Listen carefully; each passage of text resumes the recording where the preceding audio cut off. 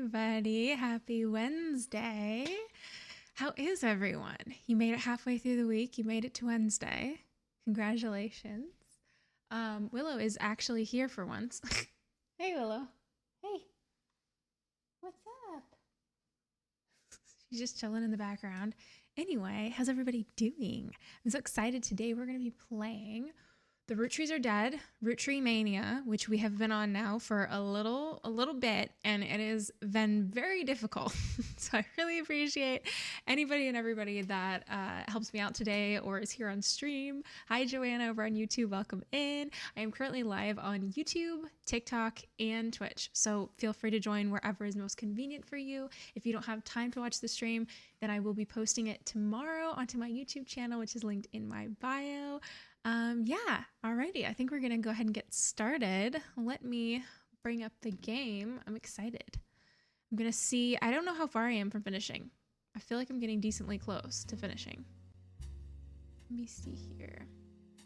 Continue. And you guys will have to let me know with the audio just how loud everything is. Hopefully it's not too loud. Okay.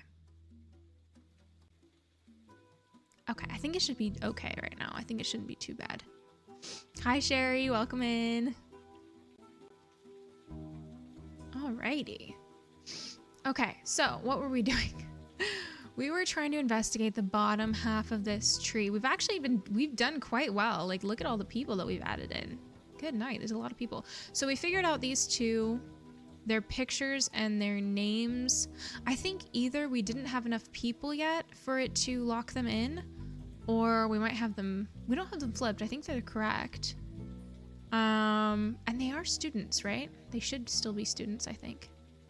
There's another picture of her somewhere. Is this her? I don't know if that's her. And then we're trying to figure out who this person is. We thought they might be Robin. Their name might be Robin.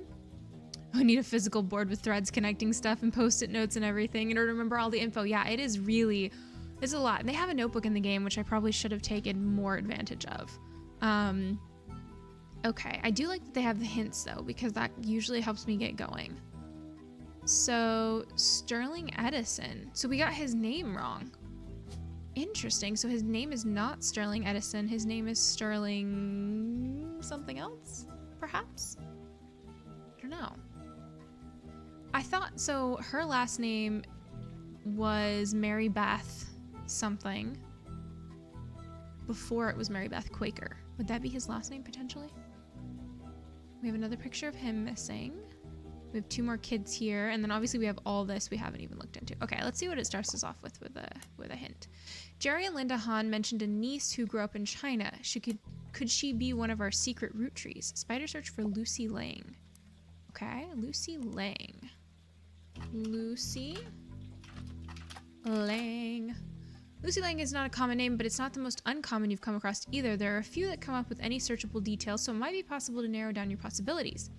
A Lucy Lang is mentioned on a robotics website as part of Team Talon-Claw. Team Talon-Claw are one of the only two teams from the US participating on a new robot-based show in the UK. Hi, Winter. Welcome in. Okay, audio sounds good. Oh, good. Another Lucy Lang is part of a small women's a cappella group in Los Angeles called the Gin and Tonics. A third Lucy Lang works in New York for a business called Corporate Synergetic Solutions Unlimited. Okay, one of the only two teams from the US producing a new robot-based show. Okay, so I guess we should look up both of these things. The robots, also named Talon-Claw, has been selected for appearance on the second season of a British television show focused on robot fighting. A small blurb mentions that robot fighting leagues have existed for a few years, but there have been recent moves to televise it. Talon-Claw is one of two teams that's been selected from the US. The Robotics Club has a text-only site you can find linked from the university's student section. The site seems like it's used mostly to announce the schedule to its members. The club is supposed to meet every Tuesday and Thursday, but the last 8 dates have all been cancelled because a few members of the team are currently in the UK filming. Another date from a few weeks back was cancelled for an interview with the school's newspaper. At the bottom, the traveling members of Talon-Claw are listed as Team Captain Jaya Patel and supporting members Lucy Lang and Kurt Hauser. Okay. And then what if we search Corporate Synergetic Solutions Unlimited? How often do I replay games? Because you swear I've already finished it. I have not finished this one. I haven't replayed any games, I don't think. Yeah, I haven't finished this one. So I finished the root trees are dead, but then it unlocked the second level, which is Roottreemania. So yeah, it's stretched out to quite a few days of streaming now, because this one's really hard. Like, this is how much we have filled in. All the yellow is everything that we've had confirmed. So we're working on this part over here and a few other little people here and there. It's way harder than this whole top part was, though, surprisingly. Okay. Corporate Synergetic Solutions Unlimited is a company located in New York City. Lucy Lang is a lead synergy engineer who's listed as being ranked one of the top facilitators in the world by Business Watch magazine. As far as you can tell, CSSU is a company that other companies hire as consultants to increase productivity. It's unclear the exact services they provide. The site is light on details. There are a few high-profile companies listed on their site as former clients. You recognize their names, but none of them are related to your current investigation. Okay. Interesting. Team Talon-Claw. Okay, follow that thread. Okay, so Mid-Eastern University, I guess, is what we should be searching for. Mid-Eastern University. Oops. Notable private college that advertises itself as midway between Maine and Miami. Their mascot is the Spectres, though they are not known for their sports programs as much as their education. Their legal and language departments are their pride and joy, though they also have fairly extensive computer science and robotics programs. Thank you so much for the subscription, Grooviest Mom. You're on a 3-month streak. Nice. What's for dinner? For dinner today, we're actually going out to eat. Wednesday night is usually our date night. So I don't know where we're going to go, actually. We haven't decided yet. It usually involves looking through a list of restaurants that we've written down in the area that we want to try. So we try to try new things each time, but sometimes we end up going back to our favorite places. What are you having for dinner? Okay, let's see. Although, along with other prestigious schools that haven't quite reached the notoriety of Ivy League schools, some refer to it as a Little Ivy. The college has embraced this, calling their newspaper the Herald, which is a combination of Hetera, the scientific name for ivy, and Herald. Their website boasts that they have a historical technology museum on campus, including a still functioning computer from the 1960s that takes up a full room. They also have a printing press that they use to print one special year-end issue of the Herald each year. Okay, how is any of this helpful to me? Do we ever go out during restaurant week? What is restaurant week? Is that like, is it like featuring certain restaurants or something? Or is it like a certain time of the year? Husband suggested we go on a keto diet, so if anyone has a good recipe for chicken and cauliflower, please let me know. Oh, my parents have been on keto diet. It's difficult. It's very difficult, and I've been on it a couple times before. It's very hard, but there are some pretty good recipes. Pinterest has a lot of really good recipes. In Charlottesville. Oh, really? I haven't been out during restaurant week. Is it only like once a year, or is it during certain times? Okay, there must be a way to learn more about Team Talon-Claw. A newspaper. Okay. Search for Team Talon-Claw in the Herald. Okay. So that would be in periodicals. The Herald. Team Talon-Claw. The Herald has a story about their school's robotics team, Team Talon-Claw. It lists 3 student members and talks a little bit about each of their history, including their interest in robotics.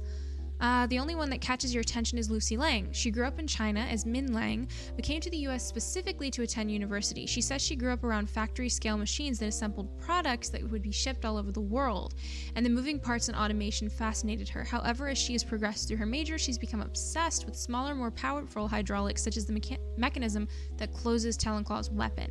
In addition to robotics, she loves linguistics. One of her hobbies since coming to the States has been collecting accents. In her spare time, she practices not only removing any trace of her native inflection, but also quickly switching between multiple different regional accents. She feels her personal best is the Southern Belle, but her favorite is the Valley Girl due to its use in popular culture. The article has a picture now in your evidence. Okay. There she is. Oh, she's so pretty. Okay, and the robot she worked on. So she is related to who now? So I'm a little bit confused. We have a picture of the one lady, this lady. And I feel like she's a child of her and someone, but I don't know who exactly. I don't know who was with her. Happens in January and July. There's a great German restaurant. Oh, Bavarian Chef. Yeah, I've been to Bavarian Chef. They're good. January and July. Nice. I'll have to look that up. Okay, so you know what? And I do think in January I heard people talking about it, but I don't think we like did anything. I think I realized too late that it was happening. Okay. You can fill in another of Guy's infidelities. Okay. Lang Xinyu only has one child and there's no indication of her ever being married. She must be the woman in the third affair. Okay, that's what I thought. So, crap. How do we spell her last name? Xinyu? Lang? Except would that be backwards? Oh, crap. Because don't they put their first name first and their last name last? So would it be Lang? No, that doesn't even show up on here. So I guess we must do it that way. Okay, and she's the one. Rams Dancer, welcome in. I'm so sorry you had a rough day at work. That sucks. Very excited to relax with mystery game. Yes. I mean, hopefully this is potentially relaxing. Watching me struggle and try to figure out these crazy details in this game. I think we might be able to finish it today. We'll see though. So we just figured out that his third affair over here is Lang Xinyu, but and this is her picture, but we need, I can't remember, what is her job again? Crap. Let's go back to the evidence table. And this is their daughter, but where, here, right here. She runs a business with many textile factories. Some manufacture packaging for American products. So she's a CEO then? Right? Isn't she a CEO? And then her daughter is this girl, which is Lucy Lang. Lucy Lang. Okay. And then she's a student, but she's in college. Okay. Okay. So these are some potential matches. What else do you have for me, Deck? You have enough information to fill in Lang Xinyu's daughter, who was born in China. Yeah, we did that. In the header roll, you learn Lucy Lang's birth name. Oh, Min Lang. Oh. They always have extra details like that in this, in this portion of the game. They like to confuse you. Okay, cool. Let's see. The Billy Sims incident might have been covered in other sources. Billy Sims, who the heck was Billy Sims again? Incident might have been typical fare for one of your Billy Sims in Piketty. Okay, periodicals. Piketty. Periodicals Piketty for Billy Sims. I thought we looked up Billy Sims and everything already. Piketty magazine is kind of sleazy, so they're not afraid to publish a few details that more reputable news publications normally wouldn't. You look up the Billy Sims incident, it seems they did report on it. You gain a few new bits of information, though it might not be useful. Billy Sims was once arrested for throwing a Molotov cocktail at a company that was found to be testing their products on animals.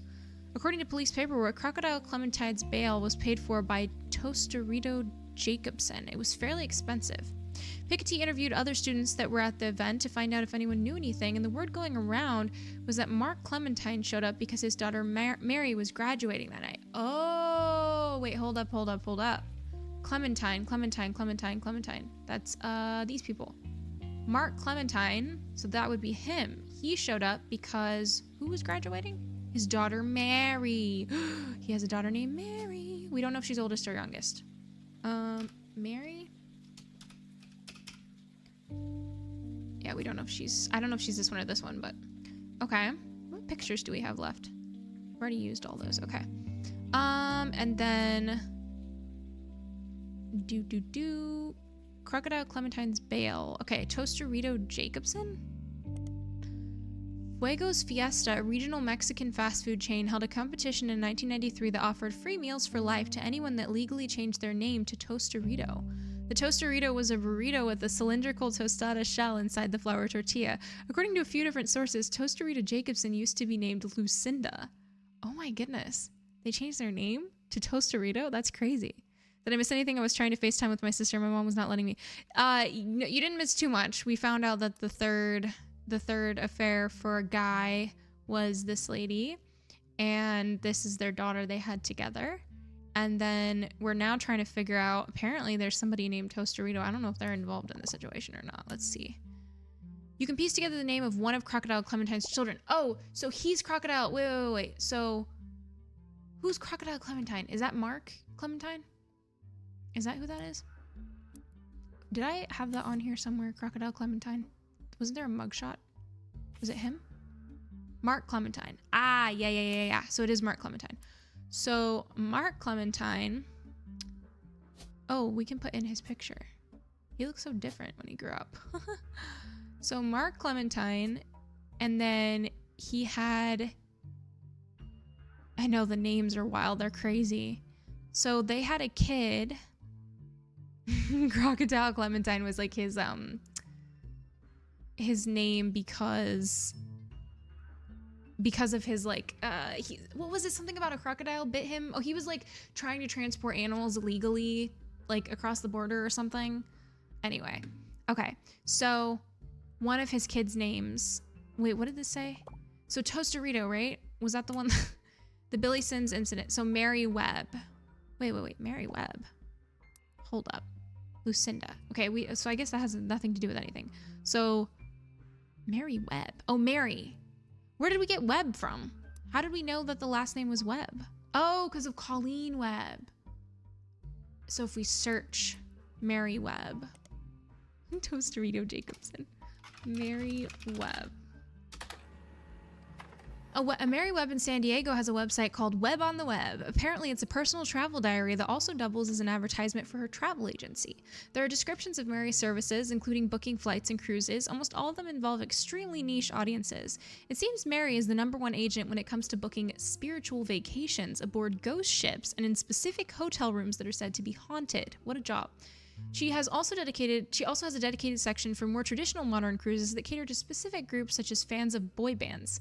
In the diary entry, she talks about the trip she's personally taken and uses that as an opportunity to feature descriptions of amenities and excursions that the ships offer, even when you're on them to see a specific band or ghost. There's also pictures of ships, hotels, landmarks, and places she's visited, as well as a picture of Mary herself with a ship in the background. One of her diary entries actually mentions the day that the photos were taken. She was allowed on the ship on a port day in San Diego with a professional photographer she knows. The photo of Mary has been added to your evidence. Oh. She knows a professional photographer. There she is. Okay. In front of an alleged ghost ship from the 1800s. It was lost at sea and turned up without any crew several years later. Nobody knows exactly what happened, but fans love to tour it and come up with their own paranormal theories.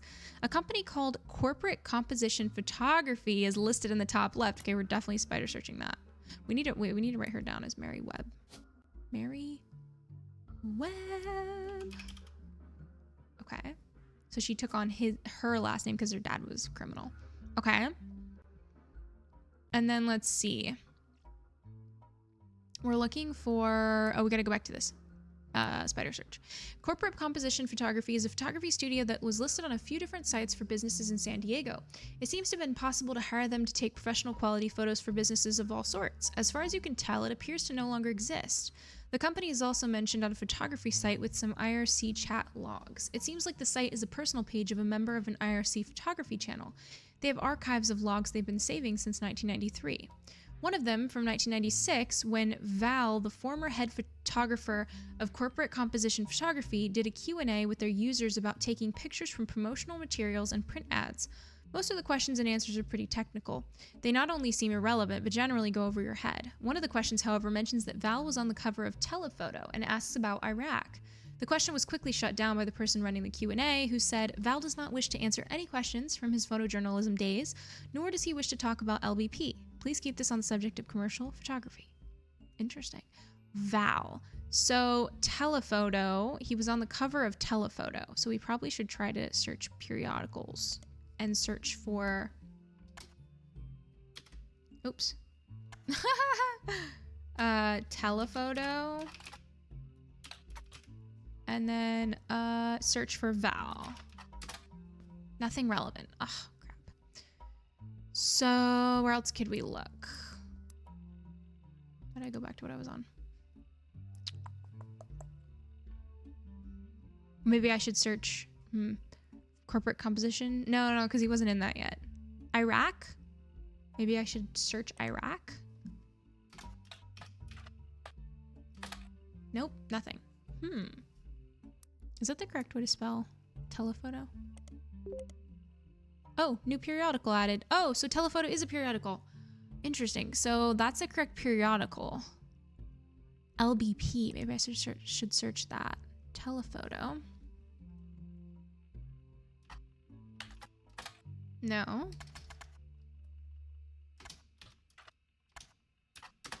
No.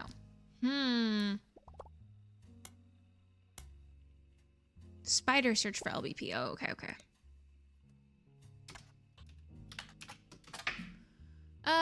Lebanese pound, lower back pain, lead-based paint, low blood pressure, Louisiana Board of Pharmacy, and Long Beach Peninsula.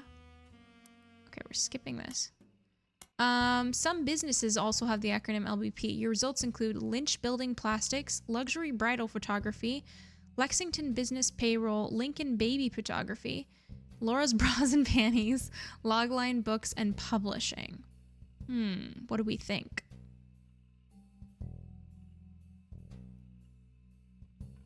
Louisiana Board of Pharmacy, it could be that. Nothing relevant. Okay, maybe not. Long Beach Peninsula. Luxury Bridal Photography? I highly doubt it, but it could be that. Seems like it's located in Ireland. Its owner's name is Nicholas. He goes by Nick Luxury, but you doubt that's his real name. Okay, and then what about Lincoln Baby Photography? Photography. Ah, seems like a solid lead. It mentions a Val, an award-winning photographer, on the page. It's a business in Beacon, New York, and on the site it has a picture of a baby and a camera captioned with Cam Lincoln reaching for his namesake. I guess he takes after his father, Val. At the bottom, the website says, copyright 1998 to 1999. The picture's been added to your evidence. Okay. So. There's the baby. Okay, so I guess he takes after his father. So Cam Lincoln. Cam Lincoln. So this would be, she would have married a Val Lincoln, potentially. And then, now she was a, what would that be called? She was a travel agent? Is that what you would call her? Travel agent. And then we have her picture. And then their baby then would be this little guy, Cam Lincoln. Oops. Cam Lincoln. Okay. That is a possibility, maybe. Let's see. You can find Val's last name on theirs. Oh, now we can search Val in the periodicals. Val Lincoln. Val Lincoln was featured in Telephoto. The cover, which featured one of his photos as well as portions of the article, has been added to your evidence. Okay. Let's see here. This one? Oh, wow. Telephoto is a photography magazine. This 1992 issue focuses on the photos of Val Lincoln, a photographer who went overseas during Desert Storm. He won the Sepia Award for photojournalism, specifically for the photo on the cover. Val got his start in high school when he took a photography class because, in his own words, he couldn't decide what else to do and thought it would be the best career in the world to shoot for Playboy. But he quickly found he had a knack for it and began to skip lunch and his free periods to spend more time in the darkroom. After graduating, he tried to pivot to landscape photography, but didn't have any passion for it. I work much better when I'm trying to tell the story of a person or an object. He got lucky when a photographer mentor of his was going overseas to cover the war, decided to take a chance on him. Most people wouldn't call it lucky to go to an active war zone for no pay, but he bought my plane ticket, all my meals, and even pulled some strings so he could rush my passport. For someone that never had a real job or even left California, it was a hell of a break. Val was only 19 at the time and shot the photo that won him an award the third night he was there. Wow. The photo depicts Lisa Clementine. Oh, Lisa Clementine, who lost an arm in Operation Desert Saber. According to the article, women were not subject to direct combat, and Lisa was in a vehicle at the time.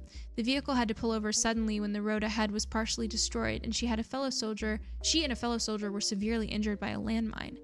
Val says, I ran into Lisa just after surgery and took this picture. Then until she shipped out, I kept finding excuses to go back and take more pictures of her. I guess it was fate, because that's the photo that won me an award, got me into your magazine, and also led to my engagement. Just earlier this week, she agreed to become Mrs. Lincoln. Okay, so Lisa Clementine. So she's, this would be her. Oops, I need that picture. I think we got this backwards. Oh, I already have pictures. So I think we got this backwards. I think this is her, and I think this is her. So Mary, Webb, and Lisa Clementine, and then she would be a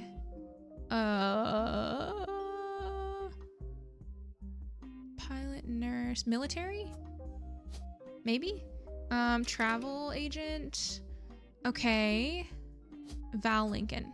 Okay, do we think that's correct? Potentially. Okay, and then we'll look at a hint.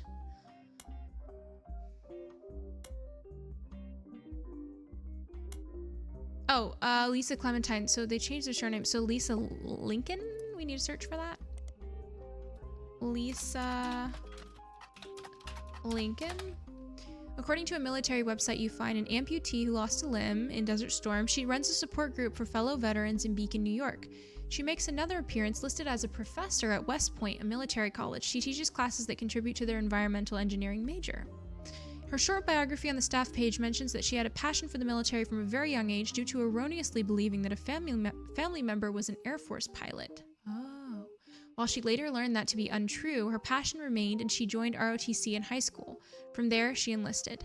After returning from Desert Storm, she earned her degree and relocated to West Point. Okay, wait. So she thought someone in the family was a pilot? That's the reason that she became... And then she said that wasn't true. But he is a pilot. Her dad was a pilot. Interesting. Okay. So now she's a professor. Okay. And then she's a travel agent. Yeah, Mary Webb. Oh, her surname at birth was Clementine, so we do need to put her as Clementine. I didn't realize that. Mary. So she changed it, or she didn't change it officially, maybe. Oh, there we go. Nice. Finally. These 4 entries are correct and have been locked. Lisa Clementine, Mary Clementine, Xingyu Lang, and Min Lang. Okay. Oh, nice. Oh, that was right. Okay, cool. Knock, knock, knock. Who is it? Oh, they're together. It's us. So I just have to say, the work you're doing here is fantastic. All right. So fantastic, in fact. There goes Clark. Always the bad cop. Go ahead. Well, our law firm, Ruby Legal Enterprises, is having trouble keeping up. They're actually begging us to stop submitting new root trees. They said it's getting difficult to verify your progress. Well, consider that a good thing. I told Clark you'd get results. She says that like I didn't believe her. Regardless, the bad news is it's gonna take 5 potential tree additions before anyone locks in from now on. Good luck. And keep up the good work. Wow, this is getting harder and harder. Okay, so he didn't lock in. Oh, I should have marked him as a baby. He's just a baby. Okay, so wow, this is all yellow. Wow, we got all this correct. Now we got them wrong, which makes me think maybe they're in college. What else could I possibly have wrong about them? I think everything else is right about them. They might be in college though. Mirrored me on the TV so you can watch while you fold laundry. Nice. Okay. No, thank you. All right. So those two. So wow, we're getting really close. Now, what do we have wrong about this? Sterling Edison. I don't understand why that's wrong. Wait, is it Edson, not Edison? Edsel. No, I don't know. Let's just search him really quick. Sterling Edison. Ooh, Edison Records versus Edsel. Its biggest claim to fame is being sued by the estate of Thomas Edison. Edsel. So Edsel must be his last name. I'm guessing. Potentially. We'll try that. Okay. And then the baby's so cute.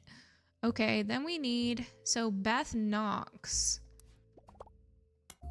You can fill in Susan Ford's daughters now. I know, I tried. Please tell me what I'm doing wrong. Heather acted in the school play and therefore must be the twin with asthma. In the photo, she's holding an inhaler. So Heather, yeah, she has an inhaler. Heather is the older of the two twins. Yes, correct. I have that correct. Heather Ford is a student, K through 12. Okay. Oh, Heather Ford. That's what I have wrong. Why did I have them listed as, so they have the last name of Ford. Okay, and then they are a student, but they're K through 12. Okay, so I was right about everything except for their last name. That makes sense. Okay, so there we go. So they should be good. And this name should be good, I think now. The baby should be good. So that's 1, 2, 3, 4. So we just need one more for it to like, well, actually, I don't think this one counts. I think this is this optional? No, that's not optional. So I think we just need one more person until it's like official. Okay, let's see what they say. You should look into the author of Family Man. Who is the author of Family Man? Bess Williams. Okay. I guess I can just like doop doop doop. Spider search. Bess Williams was an author born in the late 1800s. She lived just outside of Miami and died tragically young in a major hurricane that struck the area in 1926.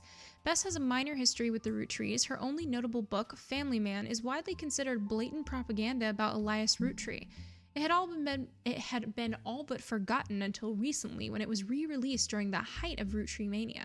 There's a site dedicated to hurricane statistics that also mentions Bess Williams. The Bocadoro Library, not far from where she lived, was partially destroyed in the hurricane. When they rebuilt, they named the nonfiction section after her. The library was expanded again in 1950 and then closed in 1963 when multiple larger libraries opened in the surrounding area that made it redundant. Okay. Notable place? So the library? Is that the notable place we're trying to... No longer exists. You find multiple libraries in the area. According to the website for the library system in Miami, the building where it once sat is now the Miami Print Museum. Searching for the Print Museum, you come across their website. It states their hours and a list of exhibits. The building is very small, admission is free, and they only have room for a few different displays. One of the exhibits is their courtyard. No, thank you. Which includes a fountain as well as a statue of an unknown author. The picture has been added to your evidence. Another is a printing press that was used by the Miami Sunday, a now defunct weekly newspaper. The last is the original print of Cuba by Cubans, an art book. Okay.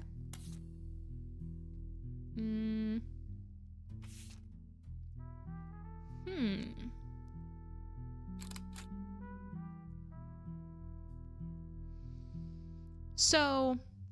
basically, this is Bess Williams, we're saying.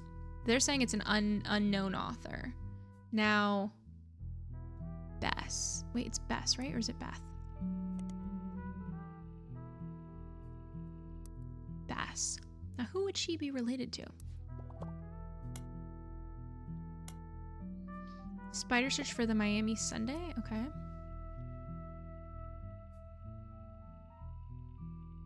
Was that on here? Or that was, oh no, that was on this one.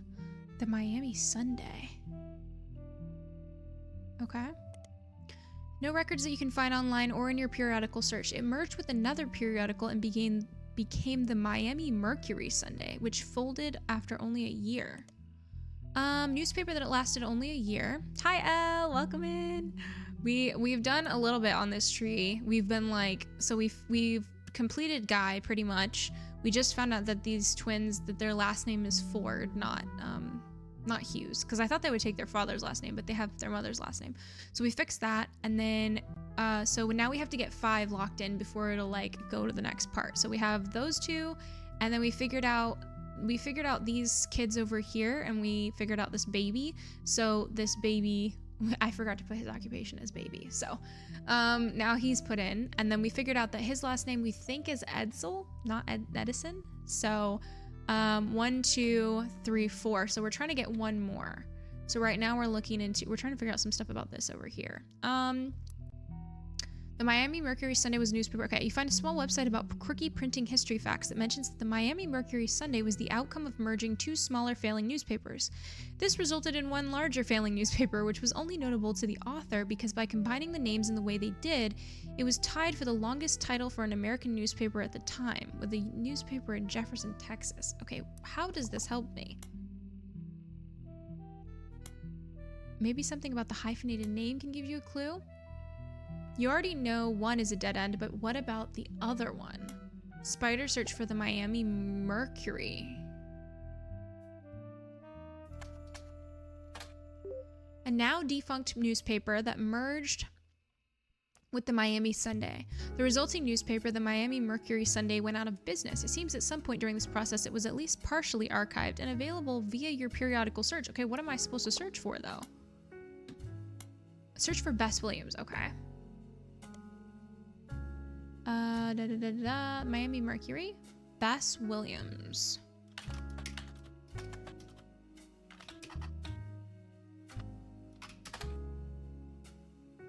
Had an article about the Bess Williams section in the Bocadoro Library when it was being built in 1928. It mentions that Bess's young son, now an orphan, was in attendance during the dedication.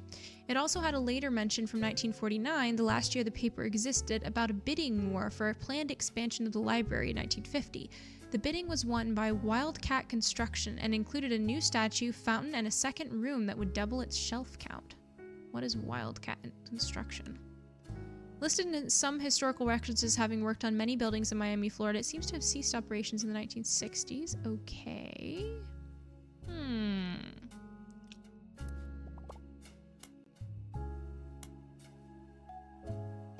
Oh, search this for Wildcat Construction. Yeah, I know, 5 is a lot. If it doesn't have a big picture, isn't it an optional one? Maybe that's the case. Maybe that's true. Yeah, I think you might be right about that it's optional if it doesn't have a big picture. So I might need to get one more. I mean, I might need to get 2 more instead of 1 more for it to count. And then we'll have the last 5 that we have to do. Okay, what did I just find? Wildcat Construction was mentioned once in an article you've already seen. It was also mentioned earlier in 1947 under the headline, Constructing a Better World. Frank Wildcat Williams left Florida in 1941, a construction worker, and returned a hero. He won the Navy Cross for his bravery and sacrifice, having carried a fellow soldier to safety under heavy Nazi fire. Now he and his wife Ophelia, I love the name Ophelia, are carrying his fellow soldiers through tough times at home. Wildcat Construction is Frank's company, focused on creating opportunities for soldiers finding difficulty getting back to normal. Okay. Ophelia has handled outreach to the wives of local veterans who are often able to provide insight into their husbands' needs and conditions. She has, through such outreach, found 13 veterans of the war to serve as Frank's employees. The community support has been unendingly and overwhelmingly positive. It's gotten to the point where if Frank bids on a project, other local companies have decided to step back and let his soldiers handle it. This has become a bit of a sore spot for local politicians and business owners, as the bids are often not as low as they expected. The problem for them is that essentially Frank has a selective monopoly, but any attempt to circumvent it has caused an uproar and accusations of being un-American. It's uncertain what will become of Wildcat Construction, but at least for now, we're rooting for them. Skip this on. Look into the owner, Frank Wildcat Williams. Okay, Frank.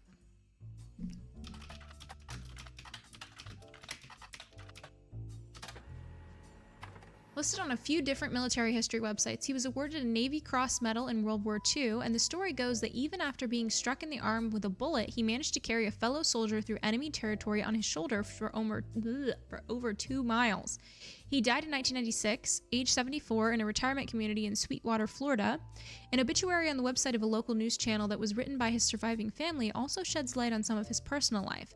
He grew up an orphan. Because his family died in a hurricane when he was very young, he could barely remember his mother, had no memory of his father.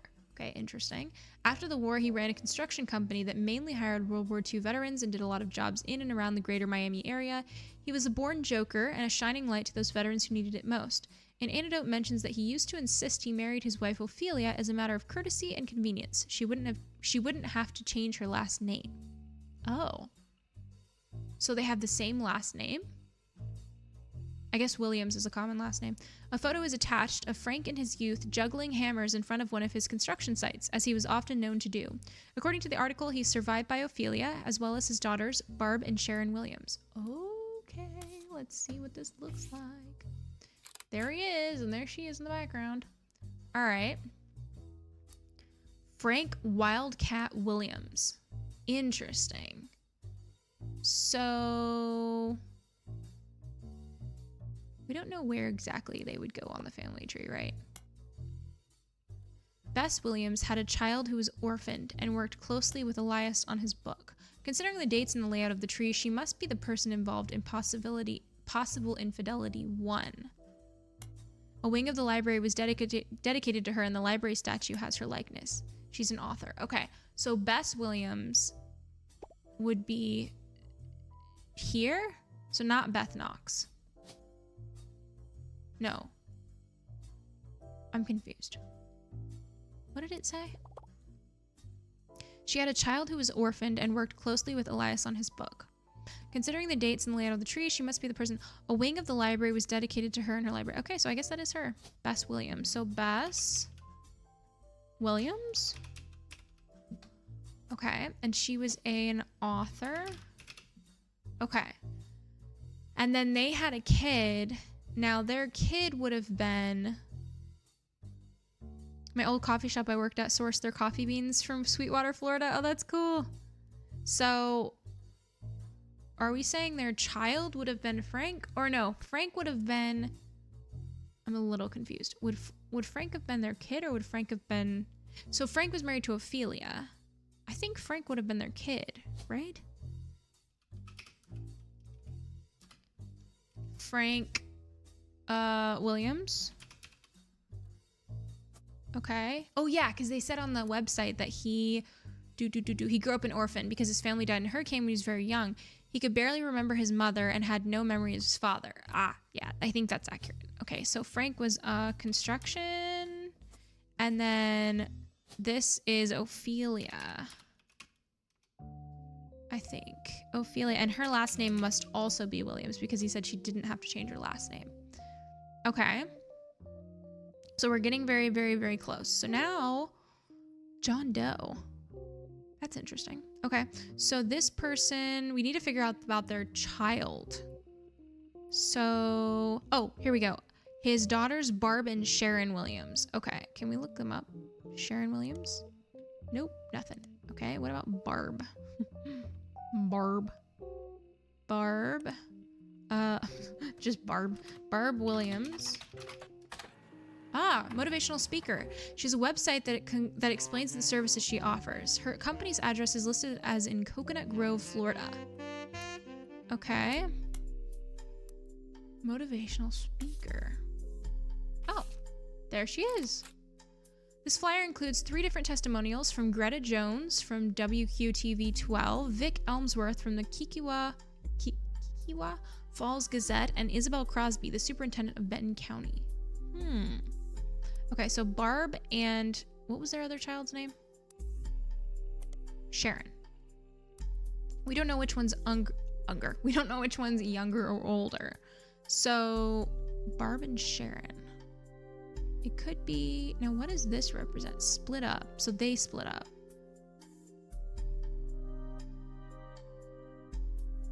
Why is this line attached to this? So this, oh, guardian, adoption, or otherwise. Oh, so they adopted this person. This is not Nancy Drew, no. This is Roottreemania. It's the Rootrees are dead, but it's the second part. You have to read Barb's story. Okay, Barb is which one? Barb. Okay, we just looked her up. So motivational speaker. And we found her here. Overcoming adversity. Oh, so testimonial. So do we need to like look up? Oh, we need to look them up in these places. So the Kikkiwa Falls Gazette, maybe? Is that where we would look? I'm so curious.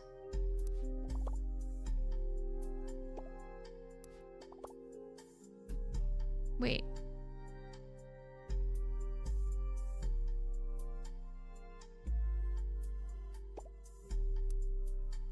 Oh, I need to put in her photo. I think that's what was happening. Oh, wow. Look up all the reviewers. Okay. Like on Spider Search. Nice. Ophelia Williams. Oh yeah, it was Sterling Edsel. Nice. Wow, we're getting so close. I think we're gonna finish today. This is crazy. Okay, so we've got oh, I was trying to look at this. Vic Elmsworth. Okay, so we'll look up Vic.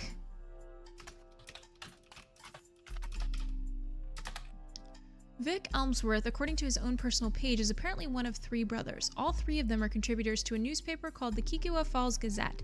He tends to focus more on the southeastern United States. All the articles he's written are archived on his site, including the long-form version of the review for Barb Williams' motivational show from 1997.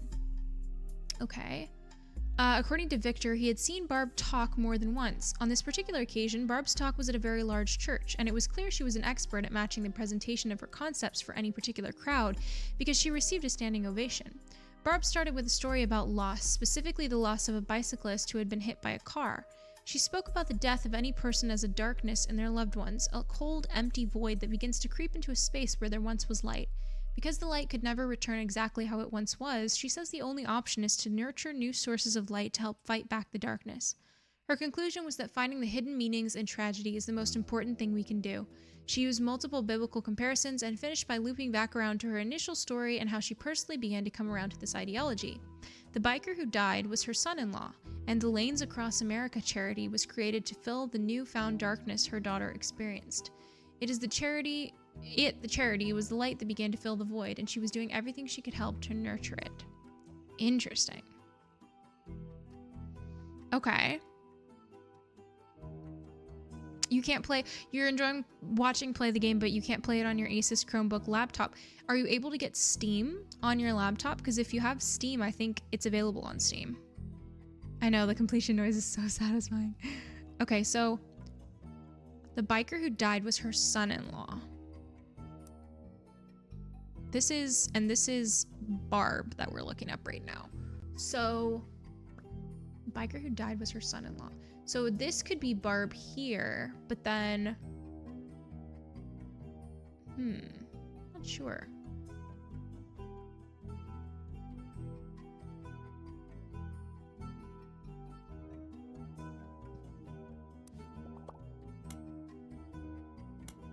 Lanes Across America. So, okay, so we'll search for that. Lanes Across America. LAA is a charity focused on adding bike lanes to major cities. The pages and pages of news articles that mentions Lanes Across America have a similar summary in them.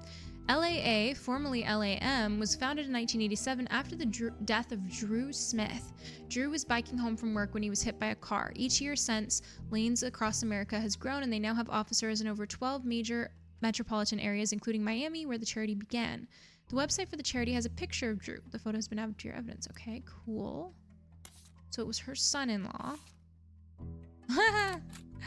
A partial wedding photo from the website. Okay, the charity was founded after the death of Drew Smith. Okay. Interesting.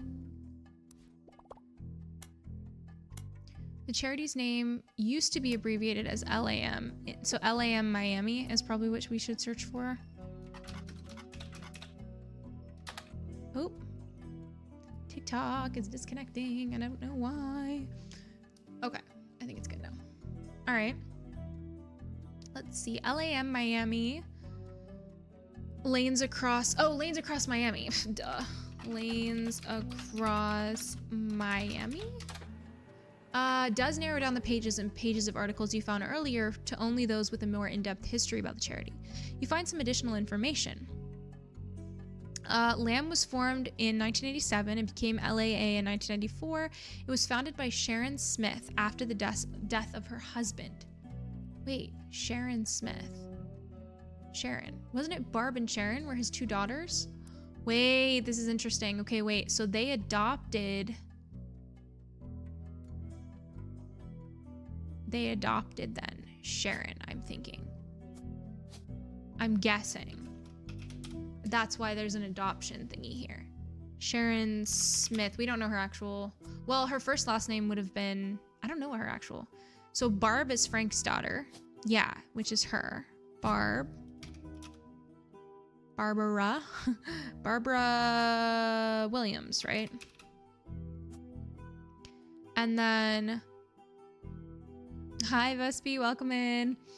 Okay, so Smith would be Sharon's married name. Right, but I just put it there in place of now because I don't know what her original name is, because her original name wouldn't be Williams, right? Or would it?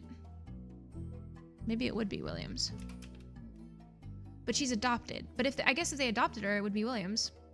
Okay, so then Barbara Williams, speaker, public speaker. Okay. And then Sharon Williams. We don't know what Sharon looks like yet. Drew Smith. And then his picture is this picture, right? And then she said something about, didn't she say something about, hold up.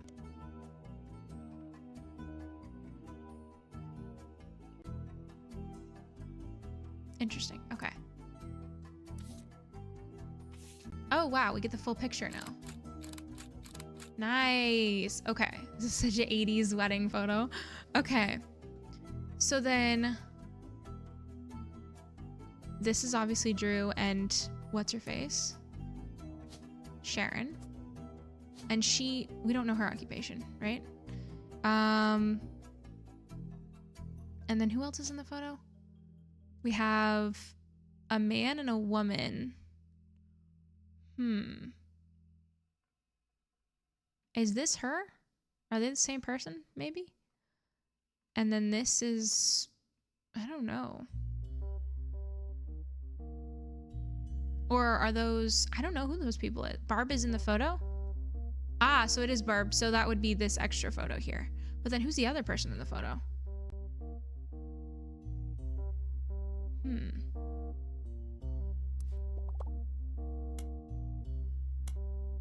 Greta Jones, okay. WQTV12. Greta Jones, WQTV12. Greta Jones, WQTV12. What? Do I just need to search for... Greta Jones is, according to the flyer in your possession, the morning news anchor for a channel called WQTV12. Unfortunately, WQTV12 has no online web presence whatsoever. You do find it listed on a giant list of television call signs next to the city Springfield under the heading Effingham County. You may need to do a deeper dive on a specific city and state to see if any locals have discussed the news in that area. Okay, so Springfield. Springfield? Is that what I'm searching? Springfield, Greta Jones? Effingham County? Okay. Do I search Effingham County with that? Or I need to figure out where Effingham County is. Name of two different counties in the United States. One is in Georgia, the other is in Illinois. You probably need to append a state name to your search to find better. Okay, Springfield. It would be Springfield, Illinois. Springfield, Illinois. Capital of Illinois. Okay. Greta. Is it Greta Jones? Is that who we're looking for? Oops. Greta Jones? No. Okay. Oh, Springfield, Georgia. Okay, maybe I'm wrong. Springfield.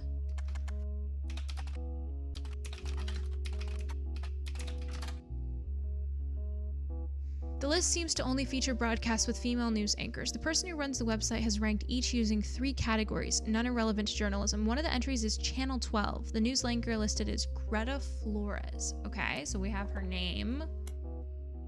Okay. Just spider search for her? Okay. A news anchor who apparently used to go by Greta Jones before her divorce. According to the ordeal you've gone through to simply figure out her current name, it's way easier than you expect to find that she has a website of her accomplishments. She was apparently the MC for an all-female speaking tour in 1977. The tour was called Storytellers of Sisterhood, the Mothers and Daughters of Earth. You do a search for it, it seems some of the stories were compiled into a book simply titled 25 Stories of Sisterhood by Ayla Hale. We should be able to look that up in the library, right? Ayla Hale. Ayla Hale.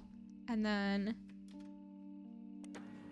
this is an anthology of stories told on a few different Storytellers of Sisterhood's tours. It contains direct transcripts of the most well-received stories told on stage. Ayla Hale is the editor, not the sole author. One of the stories, by Barb Williams, has been added to your evidence. Oh. Let's see. Very cool game. Yeah, it's very interesting. Okay, let's see. So where is it? Oh, up here. Barb Williams had the transcript of a story she told on stage published in a book. The first part of her story focuses on two 16-year-old girls. My sister Sherry was a brat. Always sulking, often disobedient, never on time. She borrowed things without asking and even ran away from home, only to sneak back the next day like nothing had changed. My daughter Sharon, on the other hand, was a beautiful person. She had excellent marks in school, was intensely artistic and creative, and even volunteered in an animal rescue. Okay, so my sister Sherry was a brat. My daughter Sharon, on the other hand. So sister Sherry, daughter. Why does it say daughter? She doesn't have a daughter. Or is this just like a fake story? Keep reading? Okay. Wait, are they the same person? She continues to tell stories of the two girls until she shifts the narrative. What was the difference between Sherry the brat and Sharon the beauty? Is it nature, nurture, a better education, different opportunities? The answer is nothing. There was no difference because my sister and my daughter are the same girl. What? Barb reveals, I am my own grandpa. That's what this sounds like. Barb reveals that her daughter was the result of an unexpected pregnancy when she was only 15. I met a boy at a county fair. Unlike us, he lived in a nice part of town. He went to the good school. To a teenage girl, it felt like a fairy tale. But there were boxes all over his house. He was moving in 3 days. Those 3 days were heaven to me. The final night, he surprised me. He told me he could actually see me again soon. He planned to return to visit his grandparents. I thought I was giving him a reason to keep his promise. I never saw him again, and when I finally got desperate enough to ask around, a friend of a friend told me he hadn't even given me his real last name. Barb also talks about when she found out she was pregnant. I was convinced my life was over, but my parents, they took charge. I had to live at home and work a part-time job, but they removed the burden of motherhood. I managed to scrape out a degree in English, and as far as my daughter was concerned, I was her much older sister. Barb uses the story to come to a conclusion. When I was younger, I thought my sister was a brat. And I wasn't wrong, but she ran away from home to work at that animal shelter. She borrowed my clothes for presentations at school, and her creativity allowed her to open up Sherry's hair. It took me far too long to realize the beauty was always there too. In fact, the brat and the beauty exist in all of us. It was my inner brat that kept me blind to the truth, and I'd like to say it's the beauty in me that's finally able to see what I was missing. I implore you to call upon the beauties in yourselves whenever the brat tries to take hold. Brat summer? Okay, so Sherry's hair. Let's look up Sherry's hair really quick.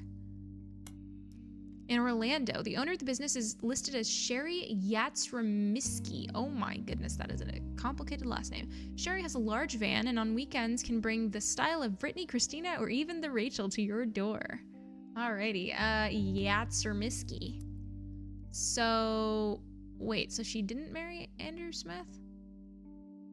There's a second.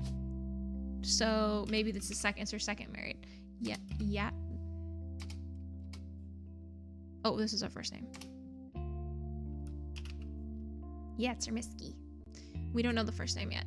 And we don't have a picture yet. Okay. And then... Ooh.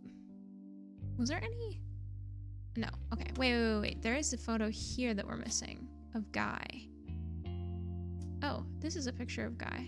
Why did we not add that? Okay. All right. So The About Sherry section is very, very long and presented as one paragraph with multiple run-on sentences and no pictures. You get the sense that if she were to do your hair, she'd be doing a lot of talking. It mentions that her husband Pete was her late husband's college roommate. She and he had never spent any significant time together until she became a widow, and they built a charity together. They left the charity behind because it was growing beyond their ability to run it. Okay, so that's probably him in the wedding photo then, because he was her husband's roommate. I wouldn't be surprised. So Pete is his first name? Okay, yeah. Peter Yatsrmisky. And then Sharon is a hairdresser. Oh, hairdresser. Okay, great. And then, okay. She also brags about her kids, Tony, Mark, and Cricket. Another interesting name. Okay. You can add photos of Zach and Chris to the top tree. Wait, I can? Wait, what? Whoa, wait, what do you mean? Oh, Chris Rafferty. Wait, is this Chris Rafferty? And Clark. Is this Clark? No. No, I think that is Clark. Okay. And then who's the other one we have a picture of? We have another picture here. Oh, Zach. Thank you. I didn't know that. Okay. So, okay, their kids. So their kids are Tony, Mark, and Cricket. All right. Have I played Return of Obra Dinn? No, I haven't, but I do have it on my wish list on Steam. I've heard of it. I've heard very good things. Okay. So her oldest, Tony, seems to get the short end of the stick. His two listed accomplishments are that he's the oldest and he's a straight-A student. Mark, on the other hand, has multiple baseball accomplishments listed. Apparently his Little League team is nationally recognized. Okay. So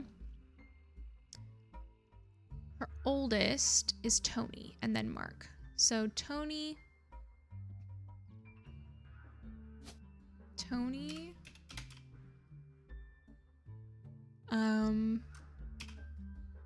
Yatsrmisky.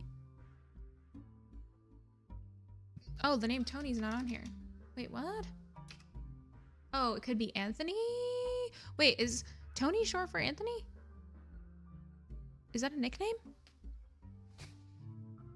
Oh, the bottom one is the youngest. Duh, because it's... Okay, never mind. So this would be Tony. But is it Anthony sometimes? I think that might be it. So then Williams would be... Or no, not Williams. Smith would be the last name for this kid. And then he's the oldest, and she said that he was a straight-A student, so we don't know anything else about him. But is he... How old would he be? Is he, if this was the 80s, would he still be a kid? Or like a student? And then, the next one is Mark Smith. And then he would also be a student. And then, or he might be an athlete. I don't know. Okay. Dog is Tony Bark and his full name is Anthony. I remember that. I remember that his name is Tony Bark. That's such a fun name. I love that name. Okay, so his full name is Anthony. I love that. Okay, so what else does this say? Cricket York is near the end. He has an entire section dedicated. It has an entire section dedicated to her. She's an actress on a local television show called Library, and the reason Sherry relocated from Miami to Orlando. Sherry, in addition to being hireable to come do your due, is a stylist for the show. The passage also mentions that her agent recommended they change her last name to York since it was easier to pronounce instead of Yatsrmisky. The rest of the section describes how she got the part, but it seems unimportant to your search. Okay, Cricket York. So she officially changed her last name, but do we have to put her old last name in? So Cricket. Why would you name your child Cricket? Cricket York? I guess we can put it as Cricket York. And she is a star, an actress, right? And then So maybe that means they're not students. Maybe that means they're adults. So most likely Mark would be a pro athlete then, if he was known for baseball.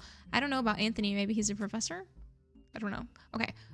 We need to look them all up though. So Cricket York, spider search. Library is a children's show filmed at a studio in Orlando, Florida. It's been on the air since 1991. In the show, multiple adults and children interact with different animal puppets in a small town called Library. Unlike some other popular shows involving non-human performers, this one isn't funded by the public. Instead, it's paid for by donations from businesses related to education. This includes textbook manufacturers like Courtney, tutoring companies such as EduC82U, and a few well-known publishers of picture books. From what you can find, it's syndicated in a few markets across the southern United States and in New Hampshire for some reason. Like most other children's entertainment, many of those that grew up with it tend to have fond memories. That works in your favor because the show has been documented by a few fan sites. There's even a library web ring, though it only has 3 entries. You click through the sites in the ring and find that Cricket York joined the cast in 1997 at the age of 5 and is still listed as a current cast member. Picture of Cricket from one of her first episodes has been added to your evidence. Oh, nice. Oh, there she is. Picture of the raccoon. Okay, so Cricket. Okay. And then we need to look up Anthony. So he would be Anthony Smith, right?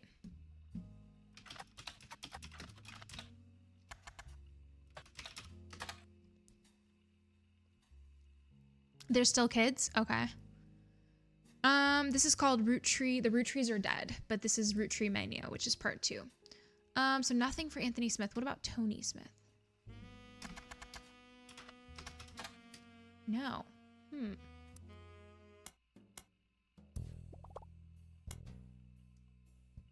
Library?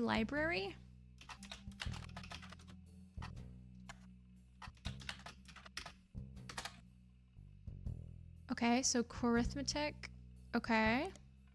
Math Textbook Publishing Company. They were in the news last year when a primetime news program did a full comparison of their 4th edition textbooks and their 5th edition textbooks. Schools were complaining that the 2 editions seemed remarkably similar, yet Courtney was charging almost double for the new edition than they had for the previous one. The news program announced that between the 2 books, there were only 16 total changes. The most notable was that the cover was changed from a picture of a water droplet creating concentric rings on a lake to a close-up of a feather. The other 15 were all instances of changing 4th to 5th. This even led to a geometry problem where the book asked students to calculate the 5th side of a rectangle. Nobody associated with arithmetic. Okay, so that was a bunch of nothing. Okay, what about this one? I thought that said a torturing service for a second. A tutoring service. They have a deal with Library and feature some of the actors from the show and pictures on their website. According to the site, they actually provide tutoring for all of the actors and actresses on the show to accommodate their shooting schedules. Included is Cricket York, who is seen in a photo labeled "Cricket and her brothers ready to learn from one of our talented tutors." You don't find much else about EduC82U, except that there seems to be a small subsection of Library fans who were deeply unsettled by the company's logo, which would appear after the credits on each episode. One writes, "I was terrified of the little girl in the logo. She looked like some kind of demon doll, and I'd race to the TV every day to switch the dial before her creepy laugh came on." Alrighty. Is that her in the logo? Okay. Boom, boom, boom. So he's obviously the oldest. So there's him and there's him.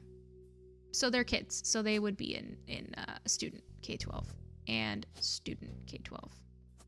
So is she listed as an actor then, or would she still be student as well? I don't know. I'm guessing that's correct. Okay, what do I have wrong on here? Sharon Williams remarried her husband's college roommate and had a child, Cricket. Okay. Cricket York starred on Library, but the results for Sherry's hair hint at a name change. Sharon Williams' married name is Yatsirmiski. Cricket Yatsirmiski is an actor. Okay, so Cricket needs to be, even though she changed her last name. Okay. That's her original last name is Yatsirmiski. Okay. Oh, she's an actor. Oh, we need to put her as an actor. Even though she's a kid.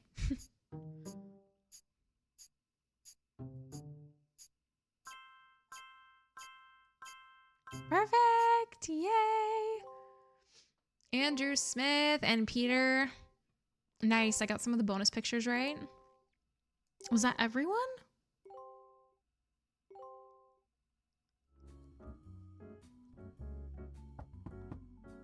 Knock, knock, knock. They're back. Hi again. I know you probably thought you were done. But it turns out what you're doing here might have some pretty major repercussions on the family tree. Again. Also, there's something really strange happening. I can't explain it. Neither of us can. I'd call it a simple misunderstanding, but it's digging at the pit of my stomach. Last week, let's just say being the president, sometimes people bring me things. Just skip to the important part. Right. One of our janitors brought me some hair she'd found in Ruby Sprat's trash. It was Bonnie Hudson's. Bonnie is Guy's sister. She'd sent us her hair to test potential root trees, since her DNA is closest to Guy's. But Ruby threw it out, and I wasn't sure why she would have done that. Especially right before we began testing the tree you provided. When I asked, she told me she thought the samples needed to be fresh every time they did a test. It seems really odd. Ruby was the one who convinced us to do DNA testing in the first place.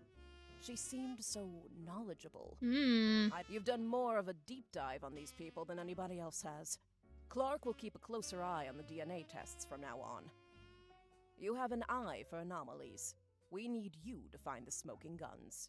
If there's anyone you're 100% positive can't be a root tree, or any you've got definitive evidence are root trees, then we might be able to catch Ruby in a lie.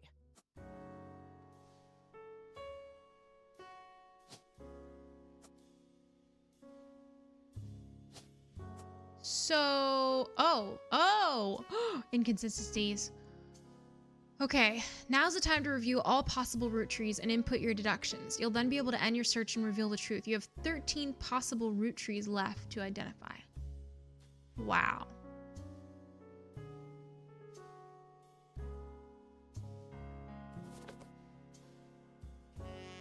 Garland, Robert Garland. Okay.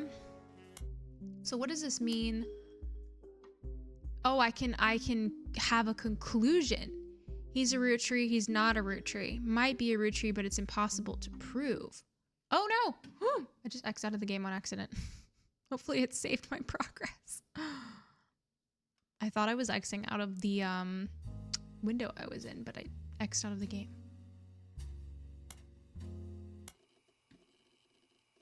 Please say it's saved.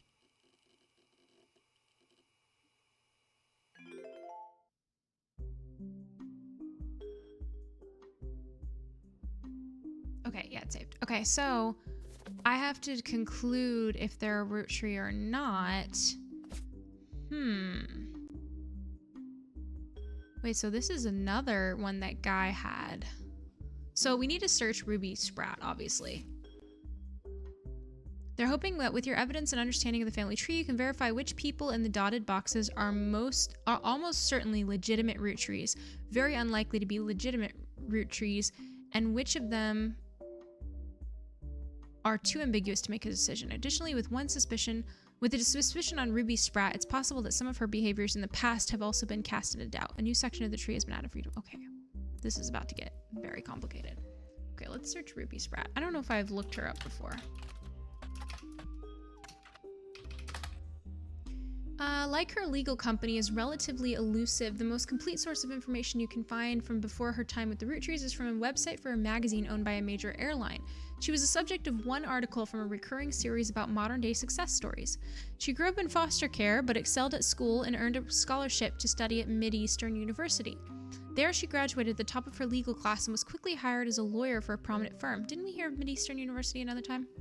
There are a few high-profile corporate-involved cases she was a part of. One was as a legal consultant for a class-action lawsuit against a manufacturer of steering wheel covers. Another was to help a local gas station chain in her hometown of Portland with the rollout of a promotion that allowed gas station customers the ability to bet on the price of gas. This is called The Root Trees Are Dead. And it is the second part, which is Roottreemania. The blurb ends by calling her new firm a double threat. Her company's services are a cross between a traditional lawyer and a PR manager. Okay. Interesting. What's the duck have to say? The blurred Newstime article about Anonymom seems like a dead end, but I bet if you poke around some more, you can dig up new information. Newstime cares about respecting people's privacy, but that can't be said about everyone. One of your periodicals has proven to be perfectly willing to violate privacy. Oh, that's Piketty, right? So Anonymom in Piketty. Okay.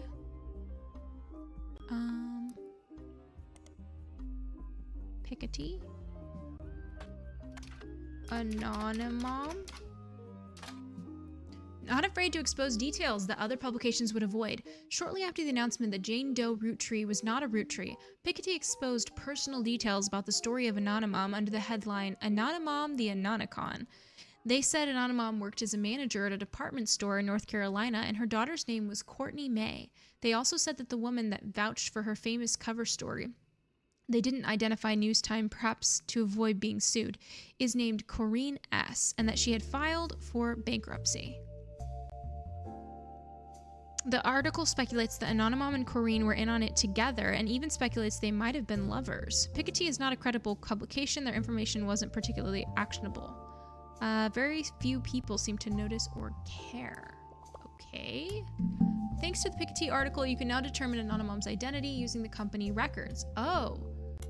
By combining the information from the Piketty article and the company, you can piece together Jane Doe Rootree's real name as well. However, you still don't have a picture of her. You'll have to find more information. Maybe she has a presence on the internet? Search for Courtney May Watts. Okay, so basically, Mid-Eastern University has a periodical. Oh, interesting. That's probably where I've heard of it before. So we need to search for Corinne S. in the... Or no, do we need to search for Courtney May? How are we supposed to find them in the...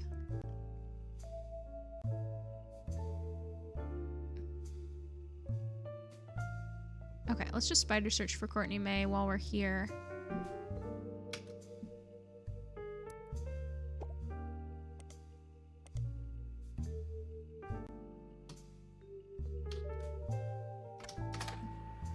Simple website with black text on a white background and a few images.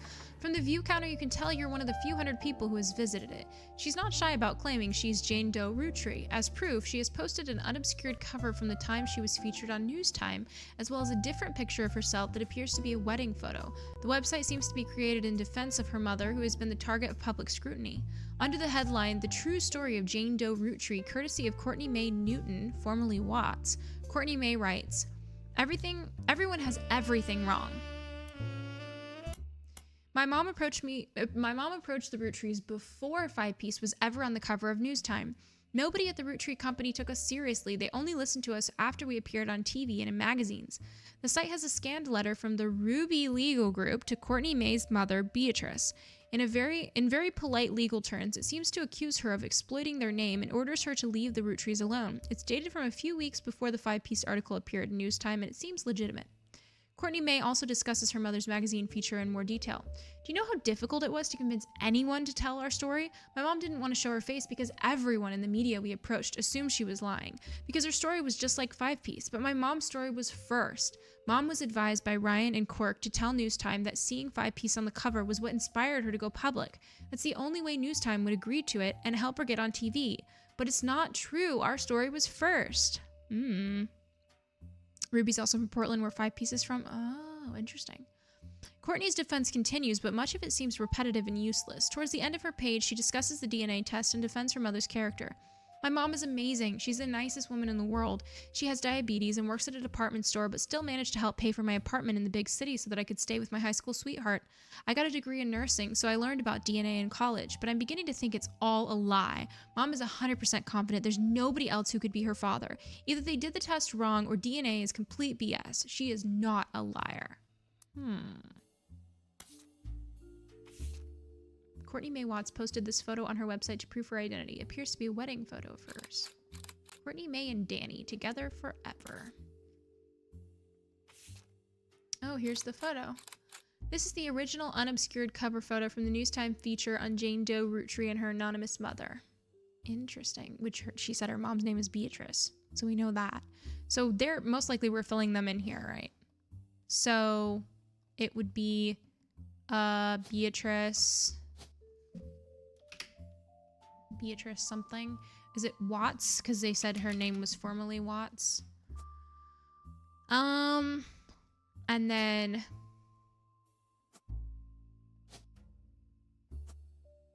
then Connie? Was it Connie? Or Colleen? Crap. Corrine? Can't remember her name. What was it? Courtney May. I suck. Courtney May Watts. And now she's Courtney May. Courtney May, what was it?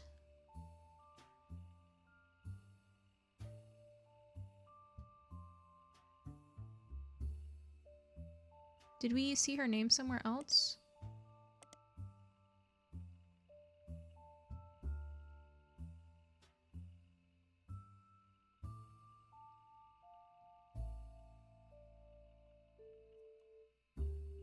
Didn't we just see her name somewhere else where it said Courtney May Newton? Yeah, where did we see that? I don't remember where we saw that, but thank you for remembering it. Newton. So Newton. Oh, whoops. Daniel. Newton.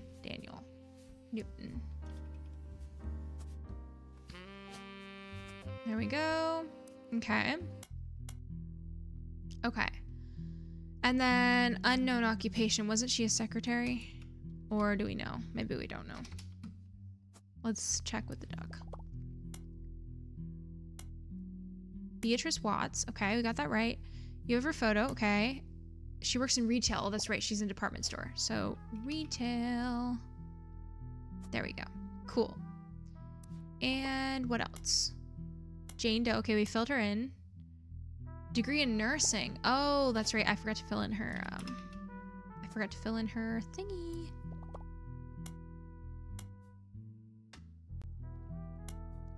Ryan and Cork. Sounds like they were Beatrice's lawyers. Spider search for Ryan and Cork. Okay. Ryan and Cork.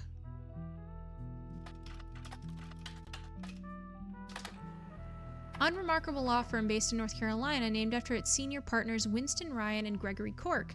The firm mostly handles local cases and recently represented Anonymom. The website has a section about the case, including a scan of the DNA test results that proved Jane Doe Rutree was not a Rutree. Ooh. This is a DNA test you got from the website from the law firm Ryan and Cork. The test says there was virtually no chance that Anonymom's daughter, Courtney May, was a Rutree. It lists that DNA from a Jane Doe was tested against the DNA of Bonnie Kellogg née Hudson, Guy's twin sister. Ryan and Clark, who were representing Anonymom, have confirmed that the sample they sent to the Rutrees was definitely Courtney May's hair.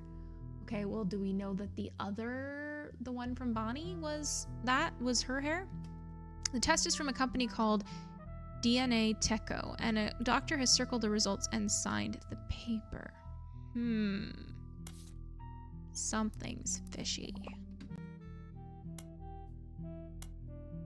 Has a name of the company that ran the test. Oh, okay. So DNA Teco.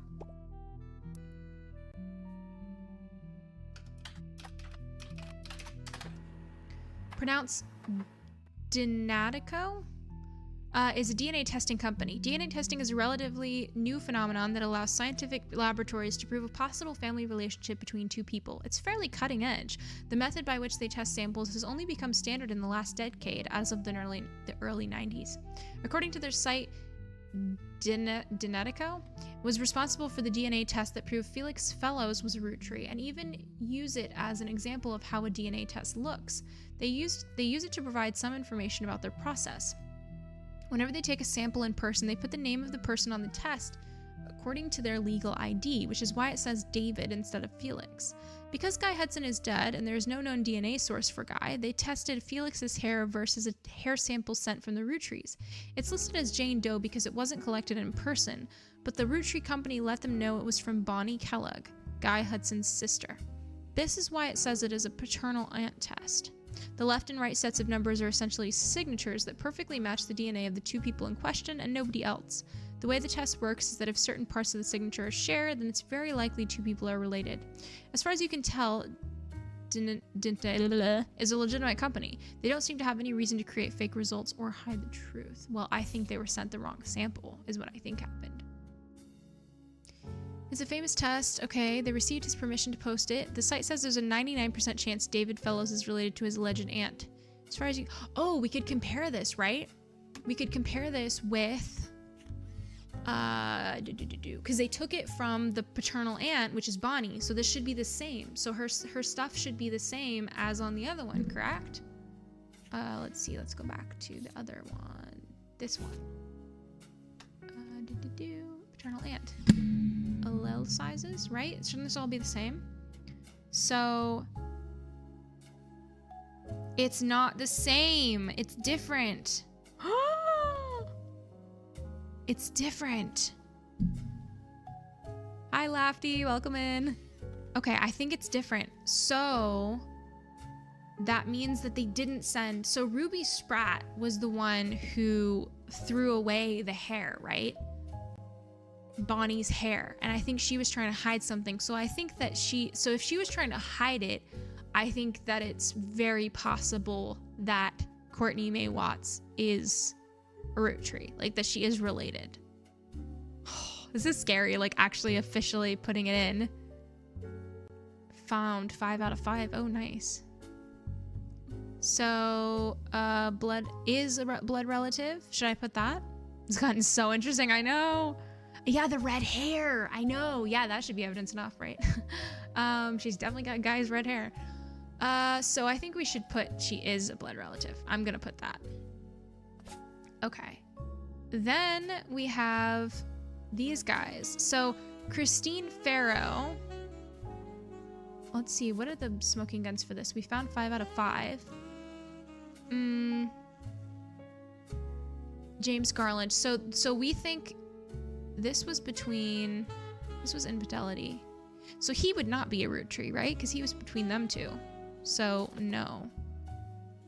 Not a Rootree. I think that's accurate. And then he would be a Rootree. Blood relative, right? Because his dad would have been Guy and his mom would have been Christine.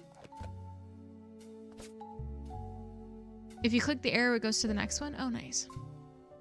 You missed a lot. Yeah, we're almost at the end here. I'll be posting on YouTube tomorrow, though, if you want to rewatch back. Okay, so Lang, I think, yes, she is a Rootree. Now, oh, I haven't found the clues, though, that I need. Interesting.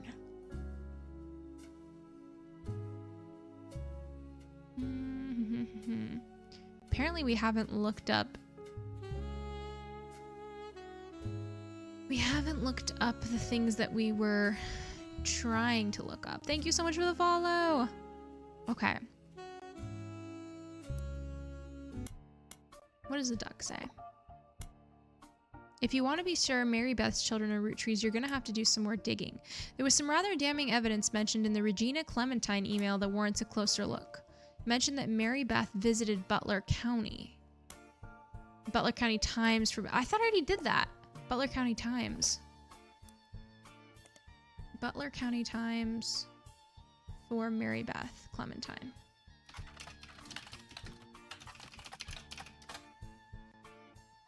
She came a few times and played religious hymns at Miracle Congregation's church. She mentioned 2 times through the first visit from 1945, though the first visit from 1949 was significantly more substantial. Miracle Congregation welcomes Mary Beth Clementine with open arms. The article mentions that the church's leader was moved when he heard Mary Beth's recording of one of his favorite hymns, His Eye is on the Sparrow, and reached out to her personally. His Eye is on the Sparrow holds a very special meaning to me. As you know, I've had a very difficult upbringing. It's no secret that my own eyes have always been a source of struggle. The song is about overcoming sadness and hardship through Jesus. If God can find a way to watch over every sparrow, he can certainly watch over those made in his image. My family's fortune does me no good as a man of the Lord. It's much better spreading his word, and I felt a kinship with Mary Beth ever since I heard her voice. When I learned her personal story, I knew I had to help her in whatever way I could. The Bible is full of adoptions, from Moses to Esther. Spending your life taking care of those helpless to help themselves is incredibly noble. She and her son are welcome to stay in our guest home. The second visit was a few years later in 1953. The article mentions that her first visit was a massive success, and at the insistence of Miracle's congregation, she returned for an encore performance.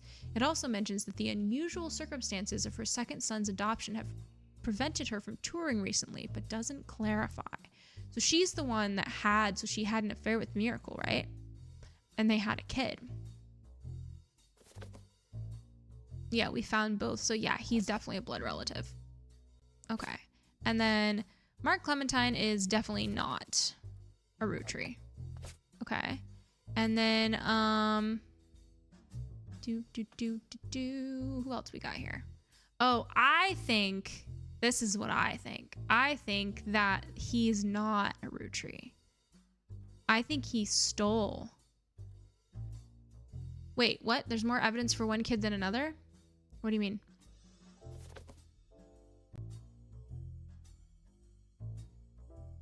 Wait, look at what again? So you're saying that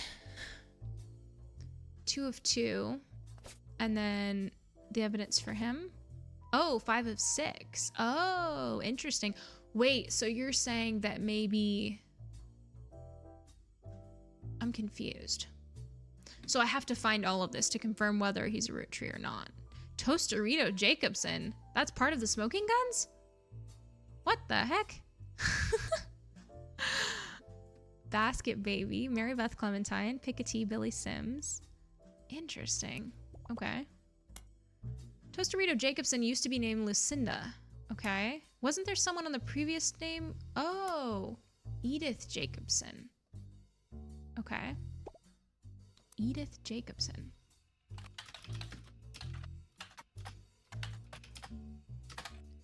You found a link that seems to be a partial and corrupted list of archived articles from the Butler County Times. The article is cut off, but it mentions an Edith Jacobson and an arrest. You might be able to find the article somewhere else. Hold up.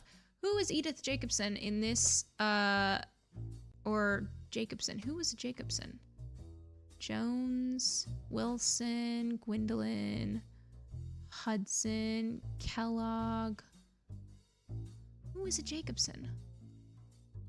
Rafferty, Garcia, LaRoe, Rootree.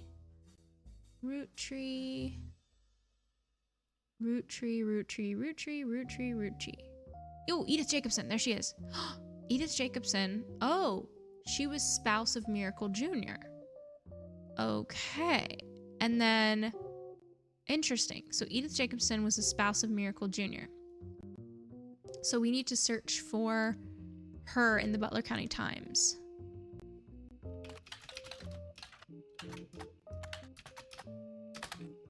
There's a Crime Blotter article about Edith Jacobson that also mentions a Helen Rootree and a Lucinda Jacobson. In 1971, when she was 18, Edith and her sister Lucinda were arrested for trespassing at the Miracle Congregation's church in Butler County. Oh, I remember us hearing something about this, but we never figured out what it was. Okay. They were pretending to be church employees in an attempt to get into the room where the church houses their weekly tithelings. The church didn't press charges. They were caught by Helen Rootree, who was there at the time while her husband Miracle was away preaching.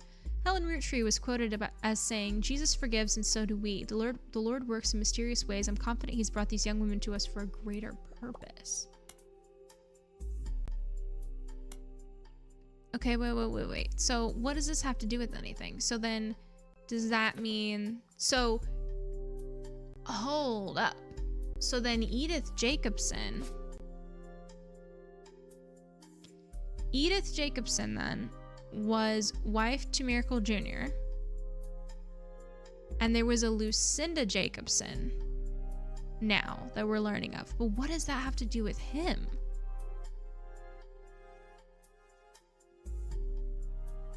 The oldest is her adopted. Oh, the youngest isn't. Oh, so he wouldn't be a Rootree because he's adopted. Okay. He has red hair. He might be related, but are we able to prove it? That's the question.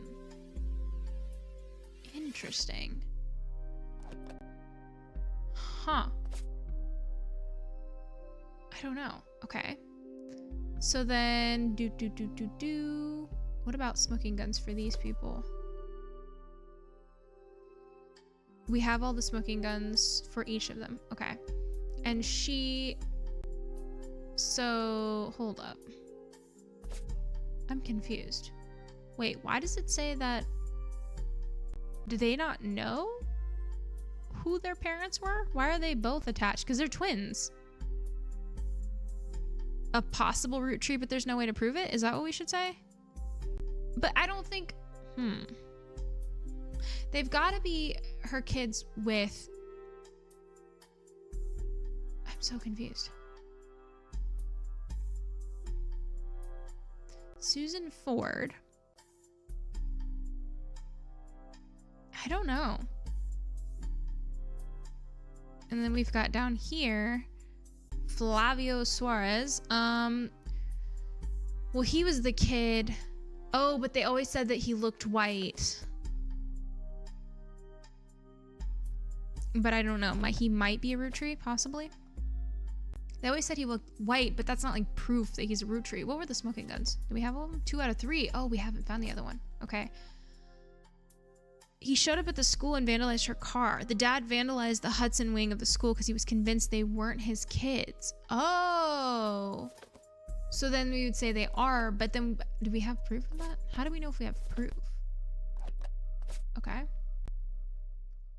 And then this midline, we haven't found the clues yet to confirm that. Okay. Interesting. So something about Dirty Devil. Wow, we still have a lot to find about him. Okay. Dirty Devil. What did it say about it? Find the name of the song. Yes, I Can Jump. Okay.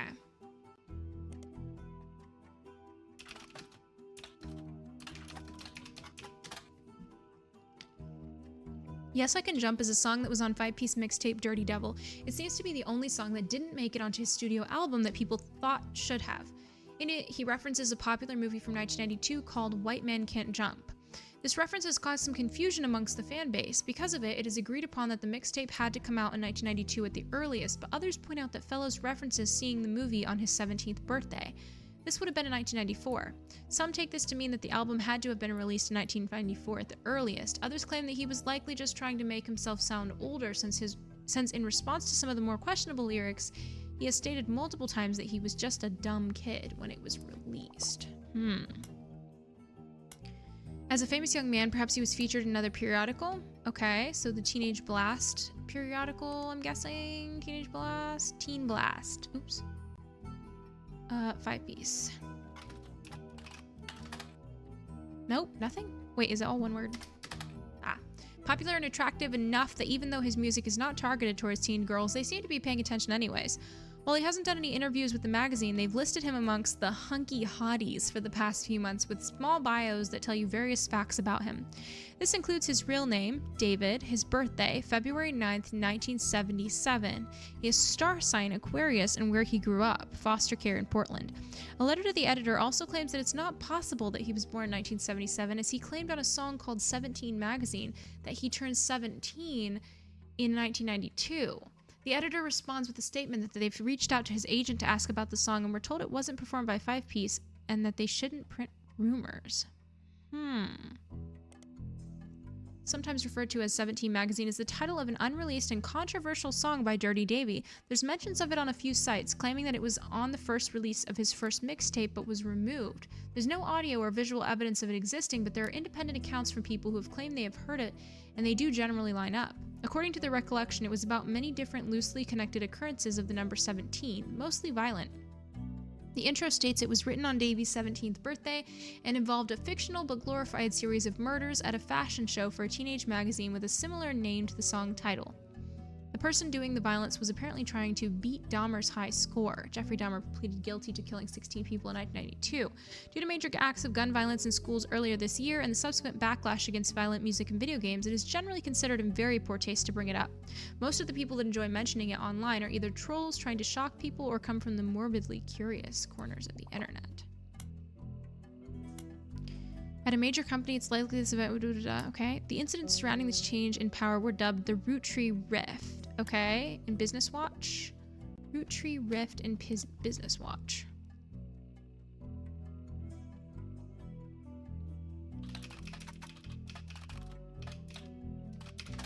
Oops. Psst. Business Watch ran an article about 2 months after the Rootree Rift about what really happened with Rootree.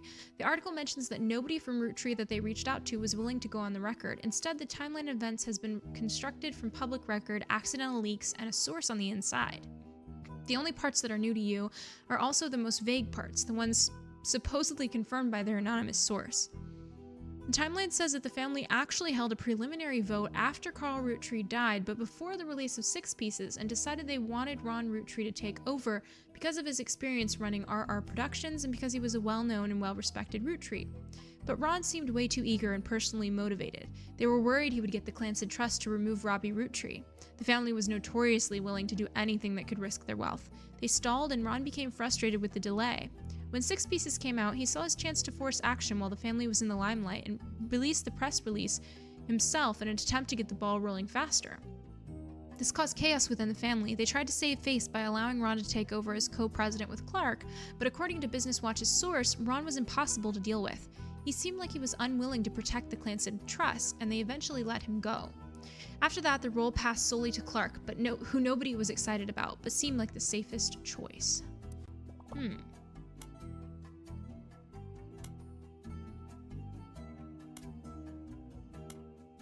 So Ruby Legal Enterprises, okay.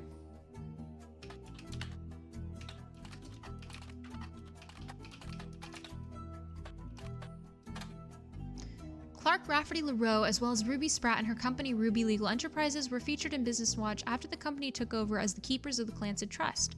There's an article about that process that interviews both Clark and Ruby. It seems that Ruby actually approached the Roottrees sometime in late March, after the Rootree rift, but well before Roottreemania. An accomplished but relatively low-profile lawyer, she offered to work for very little money, so long as she could be a public face to build her reputation. The family quickly jumped on this chance, as many family members often attempt to spend as little as possible to keep their shares of the Clancy Trust as high as possible. After looking over the Clancy Trust more carefully than anyone had in years, Ruby came to the conclusion that Clancy Edward Rootree's implementation was not legally sound, and that there would be constant legal challenges without some modifications. The family decided to put her in charge of the trust, both legally and as a public face, to prevent further issues. Ruby Legal Enterprises has been described as a mix between a law firm and a PR firm. Her first move, as a sort of a trial run before she was even hired permanently, was to help them draft a public statement accepting Sam into the family and declaring that they'd begin to address the Clancy Trust. This went quite well, and they officially hired her in early April. Ruby Legal is now in charge of many financial aspects of the company, including verifying any claims to the trust and organizing the various charitable causes, such as scholarships that have been set up in the name of the deceased. Suspicious. You have to check when his mom worked at Rootree. Check the older page. Wait, the older page. Oh. It's clear the entire Rootree family to earn money based. It allows the entire. The first article you can find from 1943 mentions that the infallible legal aspects of it were designed by Clancy Edward Rutree to secure the future of his father's famous name. You might be able to find more details online. Okay. Interesting.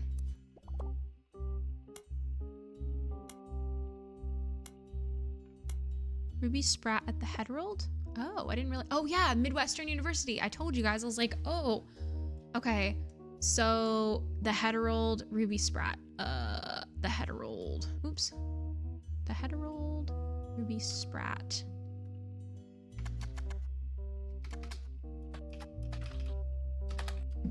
In the work logs? Oh. Okay, I'll go back and look at that in a second. Ruby Sprat graduated top of her class from the Mideastern's Legal College. Her valedictorian speech was somewhat controversial at the time, as it was quite serious, with a heavy focus on wealth inequality. This didn't go over well with the predominantly middle to upper class audience in attendance. The editor of the Herald at the time said, Ruby, unsatisfied by simply earning her place at Mideastern with a full scholarship, went on to earn a captive audience of her peers with a perfect GPA. Felt like the ideal occasion for a celebration of an undoubtedly incredible individual. However, by the end of her speech, there were many in the audience that wished that neither of those events had transpired. It was a passionate attempt to use her soapbox to proselytize her fellow students and their parents into the religion of poverty. But unfortunately, judging by the silence, they remain unconverted. Hi to Willow. Hey, Willow. Hey, what's up? He's so cute. Sleeping back there.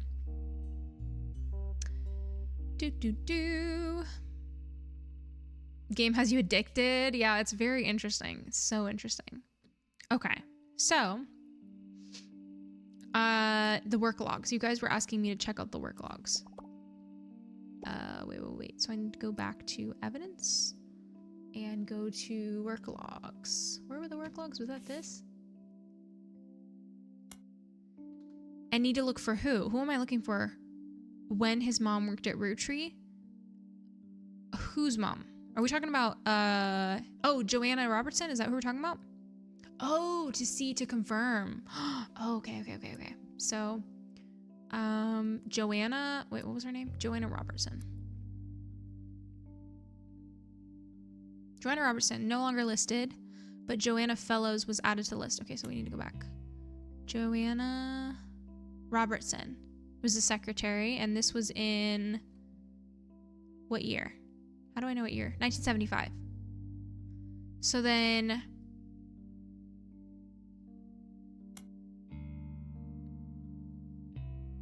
she became fellows, and then she was no longer employed in 1977.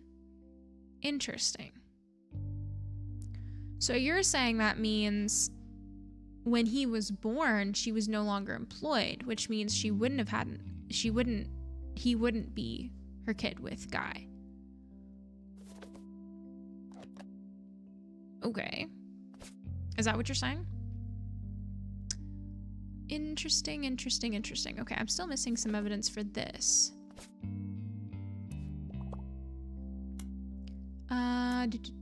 Ruby's hometown, which is Portland. Oh, the Portland Telegraph. Okay, we'll search for her in the Portland Telegraph. Featured in the Portland Telegraph when she was in high school in an article called Local Teen Making Change for Foster Care System. According to the article, Ruby Sprat grew up in the foster care system, was apparently the valedictorian of her school, and was as a Girl Scout who, at the time of the article, was earning her gold award. This required a project to help the community, and Ruby chose to raise money to build a fountain she called Foster Fountain. The fountain has a few small pedestals that stick up high above the water. People are expected to toss coins into the fountain for good luck. Will be encouraged to aim for the top of the pedestals. All the coins scraped from the bottom are slated to be donated to Portland's foster care system. A coalition of local businesses that sponsored the fountain have committed to matching any of the donations that successfully land on the targets. So she was in the foster care system, and so was Fivepiece, right? Interesting. To build the fountain. Okay, search for Foster Fountain. Where did it go? Foster Fountain. The Fountain of Youths, also known Youths, reference to New Girl, also known as Foster Fountain, is a fountain found in a small park in Portland. All proceeds from change thrown into the fountain are donated to the foster care system. A website for Portland's Parks and Recreation mentions under a trivia section that the Fountain of Youths was originally conceived by Ruby Sprat, an alumni of the foster care system. As more businesses signed on as sponsors, it grew in scope, even beyond Sprat's original hopes. The fountain is unique because it has special targets that visitors can aim their coins towards. If a coin lands on one of these targets, each of the sponsored businesses matches it. This isn't a huge amount of money from each business, but more than 100 businesses have agreed to participate, so each penny becomes $1. Yeah, both in Portland. Interesting. Okay.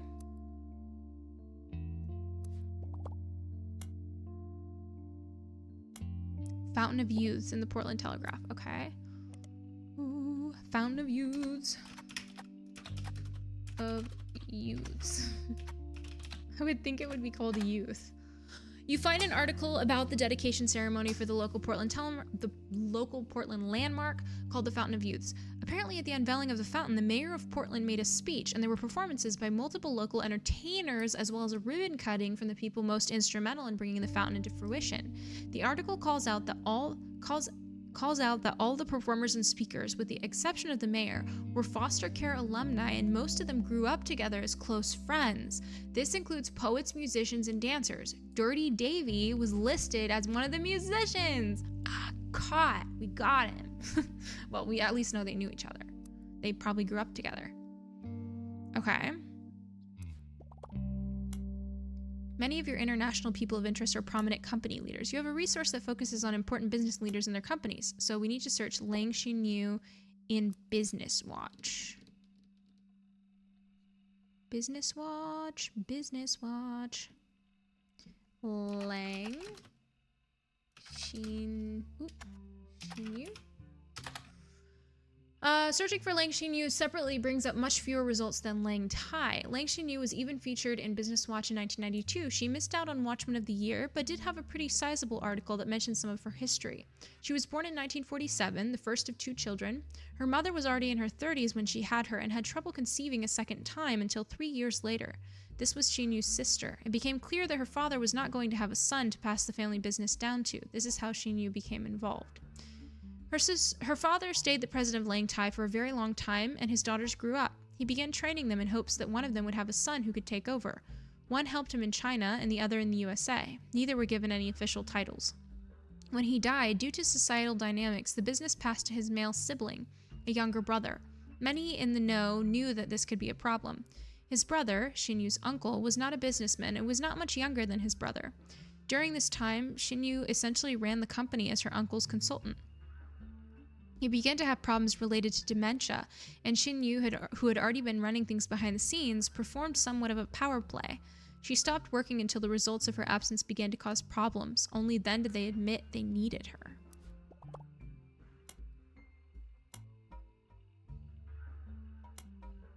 Lang Tai and Business Watch. Okay, so Lang... Fairly often in the last 20 years, it was mentioned, there were a lot of articles about the rise of Chinese companies. Unfortunately, this makes the search results not particularly helpful. When you sort to find the oldest articles, however, one of the earliest mentions from October 1979 stands out as very unusual because it doesn't involve Lang Tai's business. The article details a new, at the time, medical industry. In vitro fertilization was brand new, barely a year old. After the first successful IVF birth in 1978, it seemed the industry began to grow, and a featured article about different companies all over the world and the cost that they could charge for their services was in Business Watch. This included a few cases of high-profile customers willing to pay a premium. Apparently, at the time, the CEO of Lang Tai was Lang Hongbo, and his younger daughter, Lang Xinyao, and her husband could not have children. So in an attempt to create a suitable heir, he paid Qi Guinness to have their child implanted in his older daughter who was unmarried. The cost for this was apparently 380,000 yuan or over 100,000 USD. Oh, so he paid, so that would mean that she's not related then, right?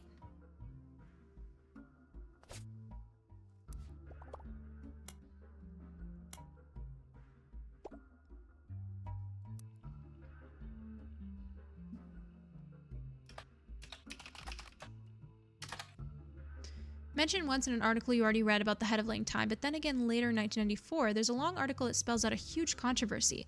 It seems that a whistleblower came forward to the US government about Qi Guinness, which was said to have been founded in China by a partnership involving American and Chinese medical specialists who then built their medical facilities in the United States. The article mentions the whistleblower's claim. Qi Guinness will sometimes claim that they performed IVF when they did not. This would often be used as an excuse for an otherwise unexplainable pregnancy. They'd fly their clients to America where they would stay for an extended period of time, then return to China with news of a successful IVF pregnancy. The whistleblower apparently presented the Department of Health and Human Services with credible evidence. At the time of the article, it was still an ongoing investigation, but Business Watch speculated, after copies of the proof were leaked to various media sources, that they couldn't imagine a world in which the company would be allowed to continue operations without facing serious legal or financial consequences. So basically, oh crap. So we don't have, she could be IVF, but it also could be that she's not. So it basically, she might be a Rutree, but it's impossible to prove. I think, right? I think that might be the case. Many of your international people of interest are prominent company leaders. Okay, Sonia Alves shortened her name to stand out. So Naya Alves on Business Watch, okay? Naya Alves on Business Watch. Naya Alves. Naya Alves owns many forms of media in Brazil under the umbrella of Transmissão Paulo. Business Watch has mentioned her by name a few times. The most relevant appearance seems to be an article about the struggles of American media companies to do business with their foreign counterparts due to a difference in laws. A few media groups and countries are discussed, including those in Africa and the Middle East. Transmissão Paulo in Brazil is also discussed. Due to lack of freedom of speech laws in Brazil, there has been added bureaucracy in publishing certain stories on Transmissile Apollo's channels, Naya is extremely private about her identity and supposedly once used her connections to have a reporter fired from a rival network and blacklisted. The journalist claimed that this was to shut down a story he was doing about her personal life, including that her marriage in 1973 was not of her own choice. His research claimed that she essentially had her husband forced upon her as a child bride at the age of 15. Yeah, they used the guise of IVF to cover up affairs. So are you saying then if they cover up affairs, then it was an affair and she is a Rutree then? So does that mean we would be able to prove it though? I don't know. Okay. Hold up. What was I just looking at? Child brides were not outlawed in Brazil until 1990. It also claims that past appearances with her husband have been for show. They do not live together and that she resents her own parents for the arrangement. The final claim was that she must have made her money under the table through nefarious and possibly illegal means during Brazil's dictatorship, as his research uncovered that she could not possibly have earned enough to start a media company otherwise. After making this statement, the reporter went into hiding for fear of his safety. So she was getting money from somewhere else, which was from Guy, because this was their child. I think he is a Rutree. Okay. So now did we have all his evidence? Steve Garland, the platted loaf. I think he's not a Rutree, right?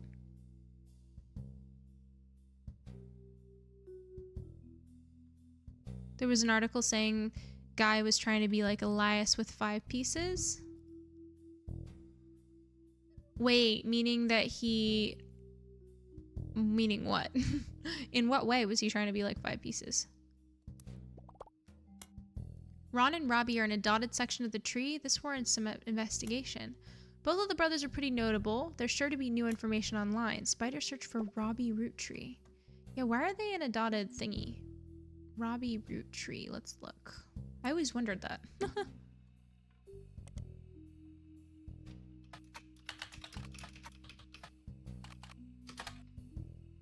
Oh, the original candy was named after kids? Oh, wait. You mean like... So then meaning that his kids through affairs? Or what are you talking about?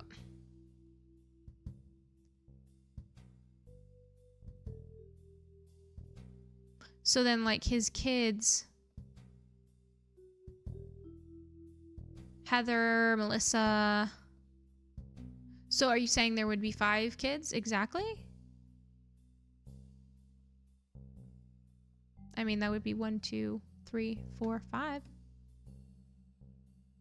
But then, oh no, 6, because she would be one. The names.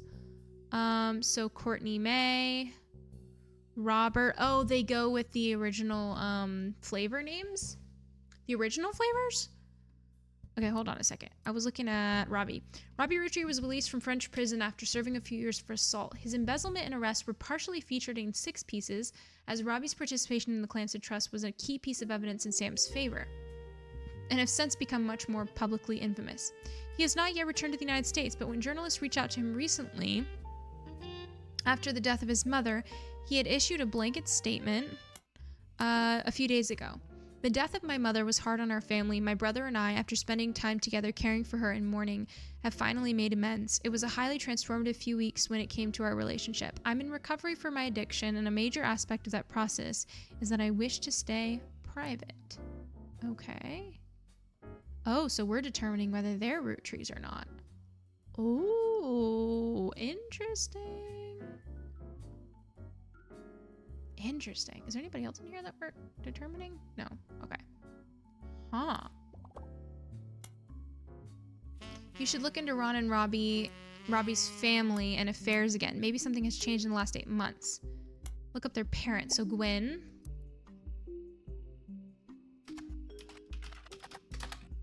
Gwyn was a somewhat well-known actress. Yeah, I remember her. She died in Paris, France about 3 weeks ago. After leaving Hollywood, she made no effort to stay in the limelight, and most obituaries tend to focus on her largest role, Guys Like Us. Not much is known about her death, except that it was announced that she died peacefully in her sleep while being treated for a sudden severe case of pneumonia.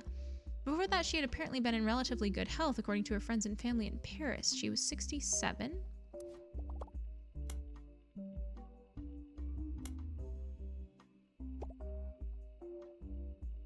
Oops. 1953 comedy film in which two secretaries cut their hair short and pose as businessmen to get ahead in life until one of them falls in love with their client and hilarity ensues. Starring Gwyn Rutree, Leslie Florence, and Harrison Lane. It was fairly popular at the box office and made its budget back, but it was seen as somewhat formulaic, so it didn't really stand the test of time compared to other classic films of the era. It was recently released for the first time on home video due to Roottreemania. The time it took to manufacture and ship VHS copies of Guys Like Us meant that it missed the height of the craze, which only lasted a few weeks. Even so, it did sell modestly well, and there have been talks of a remake. So should we look up these other people that were in here? Leslie Florence. The other actress in Guys Like Us, she was in a few very small supporting roles, and her performance in Guys Like Us was generally thought of as quite good, especially considering she got second billing to Gwyn. Even with the success and acclaim, love how quickly you click away from the sax. Even with the success and acclaim, she retired from Hollywood almost immediately after her co-starring role. Not much was known about her until recently, when Guys Like Us was re-released right at the tail end of Roottreemania. Recently, as part of the myriad of articles and research people have done into those surrounding the Ruttrees, it came out that she died of a genetic disease known as Huntington's in the late 1960s. Okay, what about Harrison Lane? You find some information on a website about old films that are not yet available on VHS. The site is not very well organized and the search is broken, but you can get to individual pages from your search engine. Harrison Lane was a television actor with a major role in Guys Like Us and some other films. His largest role before Guys Like Us was as the villain in the first season of Western Frontiers. Due to the popularity of Guys Like Us, the studio brought Lane back to play the villain's twin brother, this time as a hero joining the protagonist. Western Frontiers has no connection to the Ruttrees. Harrison Lane seems to be a dead end. Did you know trivia? Harrison Lane married his high school sweetheart after they reunited at a movie premiere.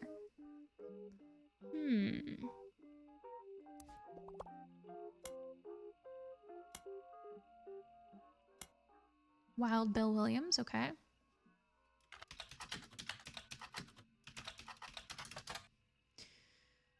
He's known for his role in Fortune Favors the Grave. Did not make an appearance at Gwyn Rutree's funeral.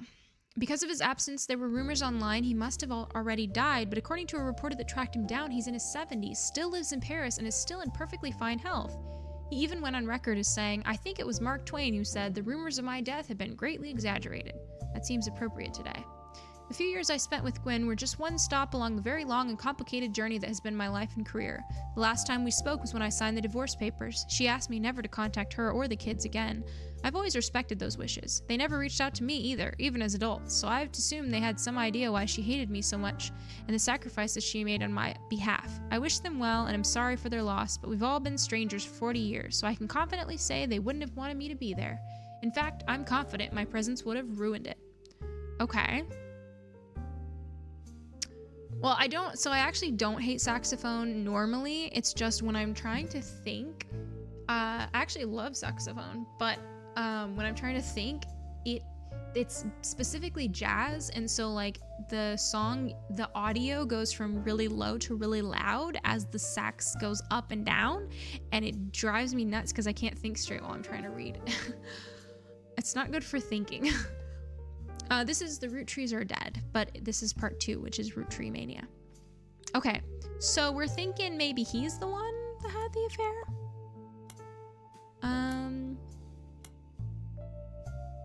Okay, Penelope Tessa Green. Or maybe not.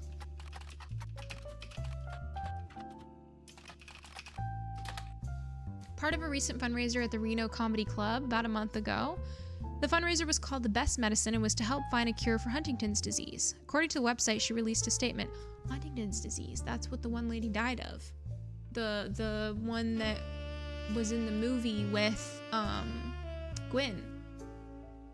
Wait, who is this person? Penelope Tessa Green. Can I type in the chat, The Ruttrees Are Dead?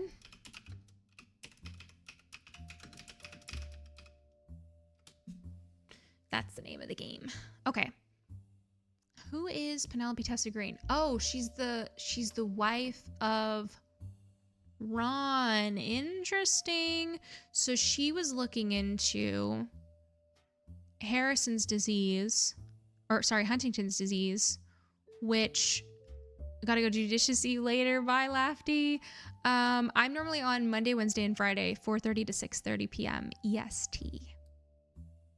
Okay, so let's see. So the Huntington's disease thing.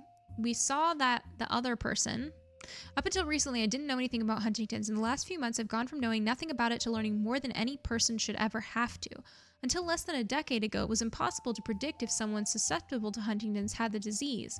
Due to advances in medicine, tests have been developed. Hopefully, this increased awareness is the first step into finding a cure. Please join me for a night of comedy for a good cause. So why does she know so much about Huntington's disease?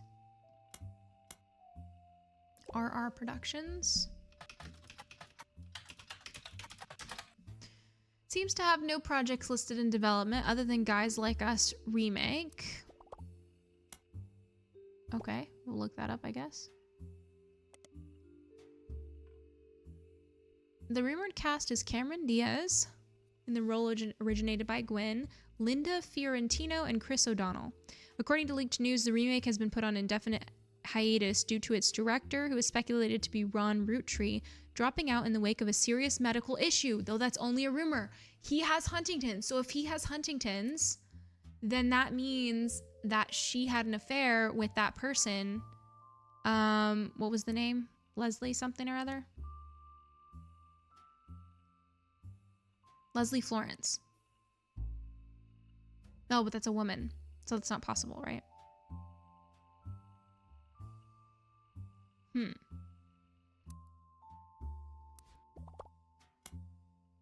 You've seen 2 different mentions of Huntington's disease. Yeah, blah, blah, blah, blah. Okay.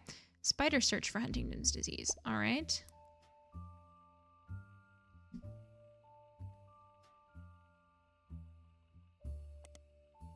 Neurodegenerative disease that most recognizably causes memory issues and uncontrollable movement in the limbs. After system onset, somewhere between age 30 and 50, those affected by Huntington's typically live another 15 to 18 years as their symptoms worsen. There is no cure. Huntington's is passed genetically from parent to child. The gene that causes Huntington's works in such a way that if a parent has the disease, there's a 50-50 chance that their child will get it. It cannot be passed on recessively, meaning it cannot skip a generation. In other words, if someone has a mother or father with Huntington's, but they themselves did not receive it from that parent, their children and their grandchildren and so on will also never have it. Until the early 1990s, it was impossible to test for Huntington's. Instead, symptoms would appear later in life. This would often be after the person affected already had children. It would then be impossible to know if their children had it, as it was a 50-50 chance. In 1993, due to determining which gene causes Huntington's, it did become possible to test children for it and know if the disease was passed on or not. For a variety of complex reasons, however, children are considered unable to consent to such a test and are therefore very rarely tested unless they are showing early symptoms. Ooh, Bill could have, yeah. So, can somebody type in the chat the Roottrees are dead? Because I typed it and for some reason it didn't pop up. But so Maddie can see it. It's spelled just like here, Maddie. So it looks just like this, Rootree, and it's just the Roottrees are dead. That's the name of the game. Okay. Okay, Bill could have. So Bill is maybe had an affair with Lindsay and then had him. So he's probably not a Rootree. And he could be tested to see. Well, he doesn't need to be tested because he has Huntington's, right? Oh, you also posted it in the chat. Oh, okay, I'm sorry, Maddie. We've already posted it multiple times. TikTok might be shadow banning. Oh, interesting. Interesting. Okay, so I think he is a Rootree. Or maybe we don't know about him yet. We're not sure about him yet. Okay.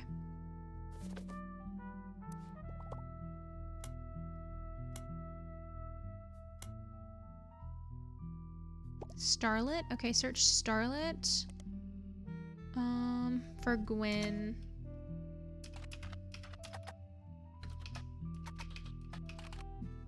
and Starlet. Gwyn Rutree was often in Starlet. Most mentions were around the time of her divorce from Wild Bill Williams in 1958. The gossip is speculative, full of tabloid stereotypes. Some of it focuses on the fact that when she announced her divorce, she also announced she was pregnant again. Others mention that the rumor is Wild Bill held multiple affairs, which left her heartbroken.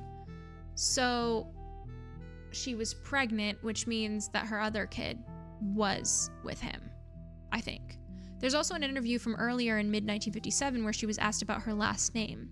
The power of a name is undeniable. My grandfather constantly preached the importance of family names and honoring them. My father decided to bless me with a famous name. There's nothing wrong with Cornwall, but Rutree has power. My husband, similarly, goes by Wild Bill. It's an infamous name he repurposed for himself. Thank you so much for the follow. Because he didn't have the benefit of being born with a famous one. Wild, combined with the alliteration Williams, is incredibly memorable. Although we've relocated to Paris, I know your readers love to keep up with my husband, so consider this a Starlet exclusive about both of us. Wild Bill and I have a child on the way, and we're sticking with Rutree for the last name, not Williams. But we also plan to lean into alliteration. That's how we'll honor both of our family names for the next generation. So, okay, so I think Robert is, because he's the younger one. Yeah. Oh, Maddie, you came over to Twitch. Welcome in. Okay, so basically, who are we missing here? Who are we missing info on?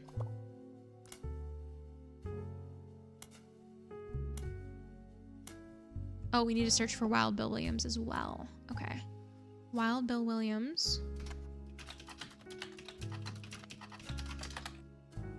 was mentioned many times throughout the magazine's lifespan. Who he'd been seen with in public, blondes mostly. 3 specific passages stand out. The first mentions one of his first roles was under his real name, Walter Forsyth. Okay. The second is an interview. Although he doesn't mention her by name, you determine from context he's talking about Gwyn. An apology to all the ladies. I'm actually taken. Early this year, I did a friend a favor. Da-da-da-da. I think we read this already. She spent most of the film crying. She was incredible. I know I tend to have a reputation, but this one's true love. I only have eyes for her. Ironically, the third is a rumor that his divorce from Gwyn was due to multiple affairs, including one with another actress. An American reader on vacation in Paris claims to have overheard Wild Bill and Gwyn arguing in public while she was holding a baby and visibly pregnant. Not long after, Gwyn announced she was divorcing Wild Bill, and also that she was pregnant again, giving this rumor more credibility. Okay.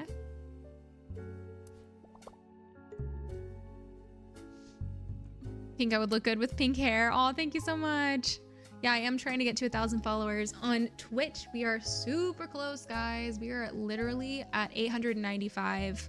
We're so close. So I really appreciate all the follows on Twitch. If you have Twitch or if you like to use Twitch and you want to follow me on there, I really appreciate it. Okay, you did it. No more hints. We deserve a bubble bath after all that hard work. Okay, so that's it. So, okay, so we think that, okay, we don't know. We think that he might be a Rutree, but it's impossible to prove. Is that accurate about him? The rubber duck, yeah. Hi, Giuseppe. Okay, so, and then this person we know is one. This one, yes. This one, I think no, right? He is? This one? How do we know it?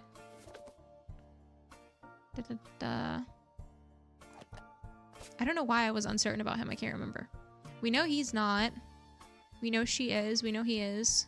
We know they are. And I think I'm right about him not being and him being one. Is that everyone? He's the basket baby. Wait, who's the basket baby? Oh, he's the basket baby. Oh, yeah. Okay. Oh, I see. Okay. All right. So this is the Ruttrees are dead. All right. I think we're ready. Now, how do we like potentially finish this? Oh, I have one possible Rutree. Oh, wait, what? Frank? Oh, we're supposed to identify if he's Rutree or not. Did we have all our evidence? Diary, cruelty, Frank Wildcat Williams, update Bess Williams.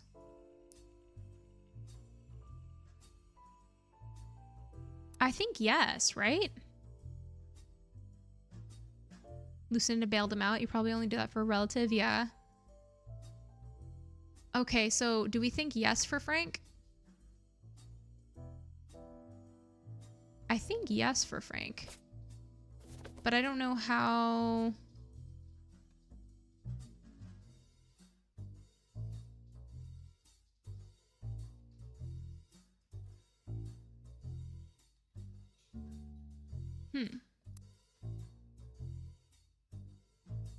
I'm gonna just say yes. Okay, I'm also running out of time. Okay, I'm ready. These last two are optional. You can summon Sam and Clark whenever you wish. However, this will end your search and reveal the truth, so make sure you're ready. Wait, last two? What last two? These last two?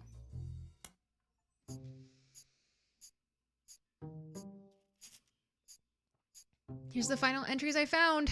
Daniel Newton. Okay. Okay. Okay.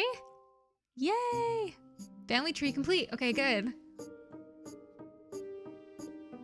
We did it! Okay. Oh, I have to complete this.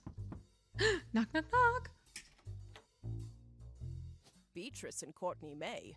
Clark, can you swing another test against Bonnie's DNA?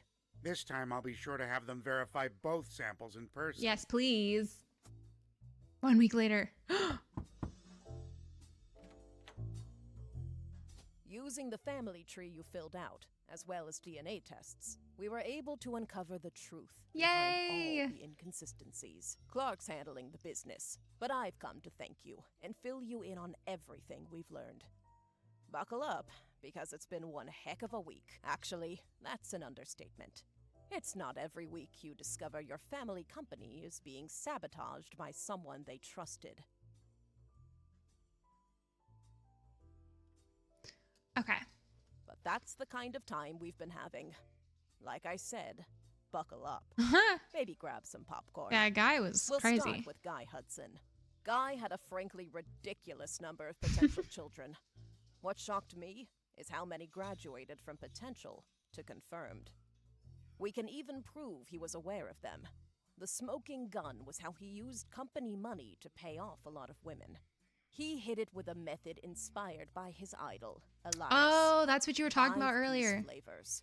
The flavors he was paying to. He developed flavors based on the initials of the women he was paying. Which was really stupid, considering one of their names started with X. Ah, that's why. That's why Sigwa or whatever. Yeah. Oh, that's so interesting. Let's start with Christine. Guy was paying her under the name Caviar, but there were some other clues. James was born 9 months after Zach's party. Christine was there with Guy, and when she got pregnant, she panicked. Steve stepped up. He even turned it into one of his recipe stories. Not all of Guy's affairs led to offspring. He may have slept with Robin Martin, but she didn't have children, so we'll never know. Ah, yeah. So that was another one that I had written down and I wasn't sure about. Not every child of Guy's affair partners were his. Robert Garland was born after his parents had already moved to Boston.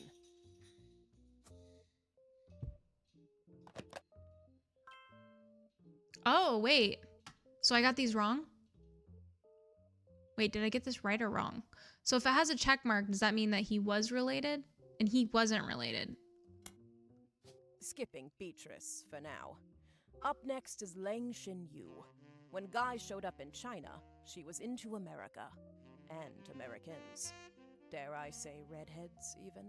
When she got pregnant, her father paid key genes to fake IVF. Okay. They claimed her sister was unable to conceive, but her sister and Jerry had their own son, Mark. So she is related. Nice. Sonia Alves was soon after. Nia was married at a very young age to a much older husband. She resented him. I don't blame her. They allegedly spent no time together in private. Guy was in Brazil during Christmas 1979. It's the only Christmas not in the records. Flavio was born 9 months later, and like the others, Guy started paying Sonia. Nice. Last was Susan Ford, hired to translate for Guy's overseas trips. It's easy to read into Guy's donation to her school, but there's no definitive proof there. She and Guy were witnessed together near the end of his life. Susan's husband was convinced he couldn't be the father of her daughters. Guy, though, paid double. The price of twins. Oh. Nice. So, what about Fivepiece? Felix Fellow's mother, Joanna, doesn't have a Five Pieces flavor. On top of that, his story doesn't really add up. His mother already left the company by the time Guy became president, and his lyrics indicate he was born sometime around 1975. Alone, that wouldn't necessarily prove it. But there are some suspicious connections between Felix and the company's current lawyer. Yeah. They both grew up in Portland, in foster care, and according to the local paper, they definitely knew one another. Ruby was the one who approached the Ruttrees to begin with. It was all a setup. Ruby and Felix saw my book's challenge to the Clancet Trust as an opportunity. His mother really had worked for Rootree, and Ruby was a respected lawyer. She exploited my family's greed, worked her way into control of the trust, and ensured Felix got a piece.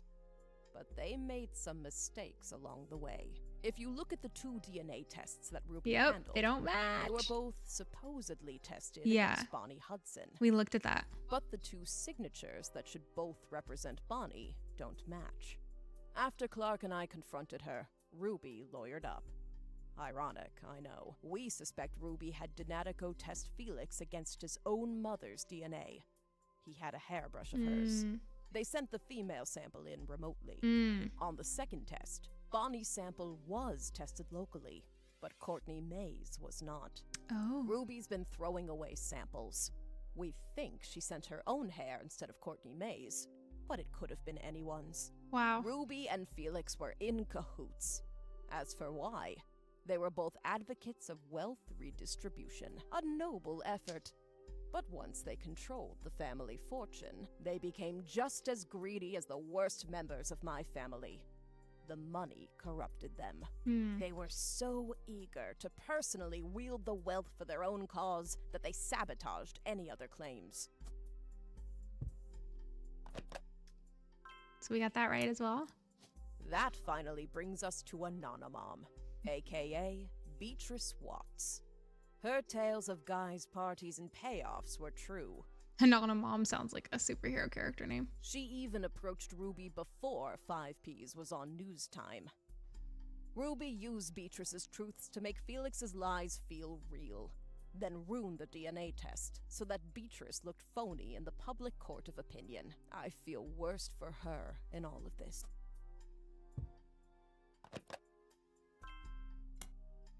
While Ruby and Felix stole the show, there were some other potential new family members as well. Miracle Rutree was less of an open and shut case. That said, it's very likely he had a son with Mary Beth Clementine. Not Stuart. Mary Beth adopted him before she ever set foot in Butler County. That leaves Mark. The timeline fits. He showed up about 9 months after Mary Beth visited Miracle, and the basket baby story is a bit too convenient. If that's not enough on its own. He was also bailed out by the sister of Edith Rutree, Miracle Jr.'s wife. Yeah. After she changed her name to win that silly contest. Our best guess is that Mark was told by his mother whose son he was, and used that fact to put some pressure on Miracle Jr. We have no real proof of that, but nothing else really makes sense for why they'd be connected in that way. Perfect. Elias's affair was the most ambiguous. Gwyneth was able to coerce Elias to do things he wouldn't have otherwise done, like pressure to include me in the family. My son even mentioned them arguing about someone named Beth.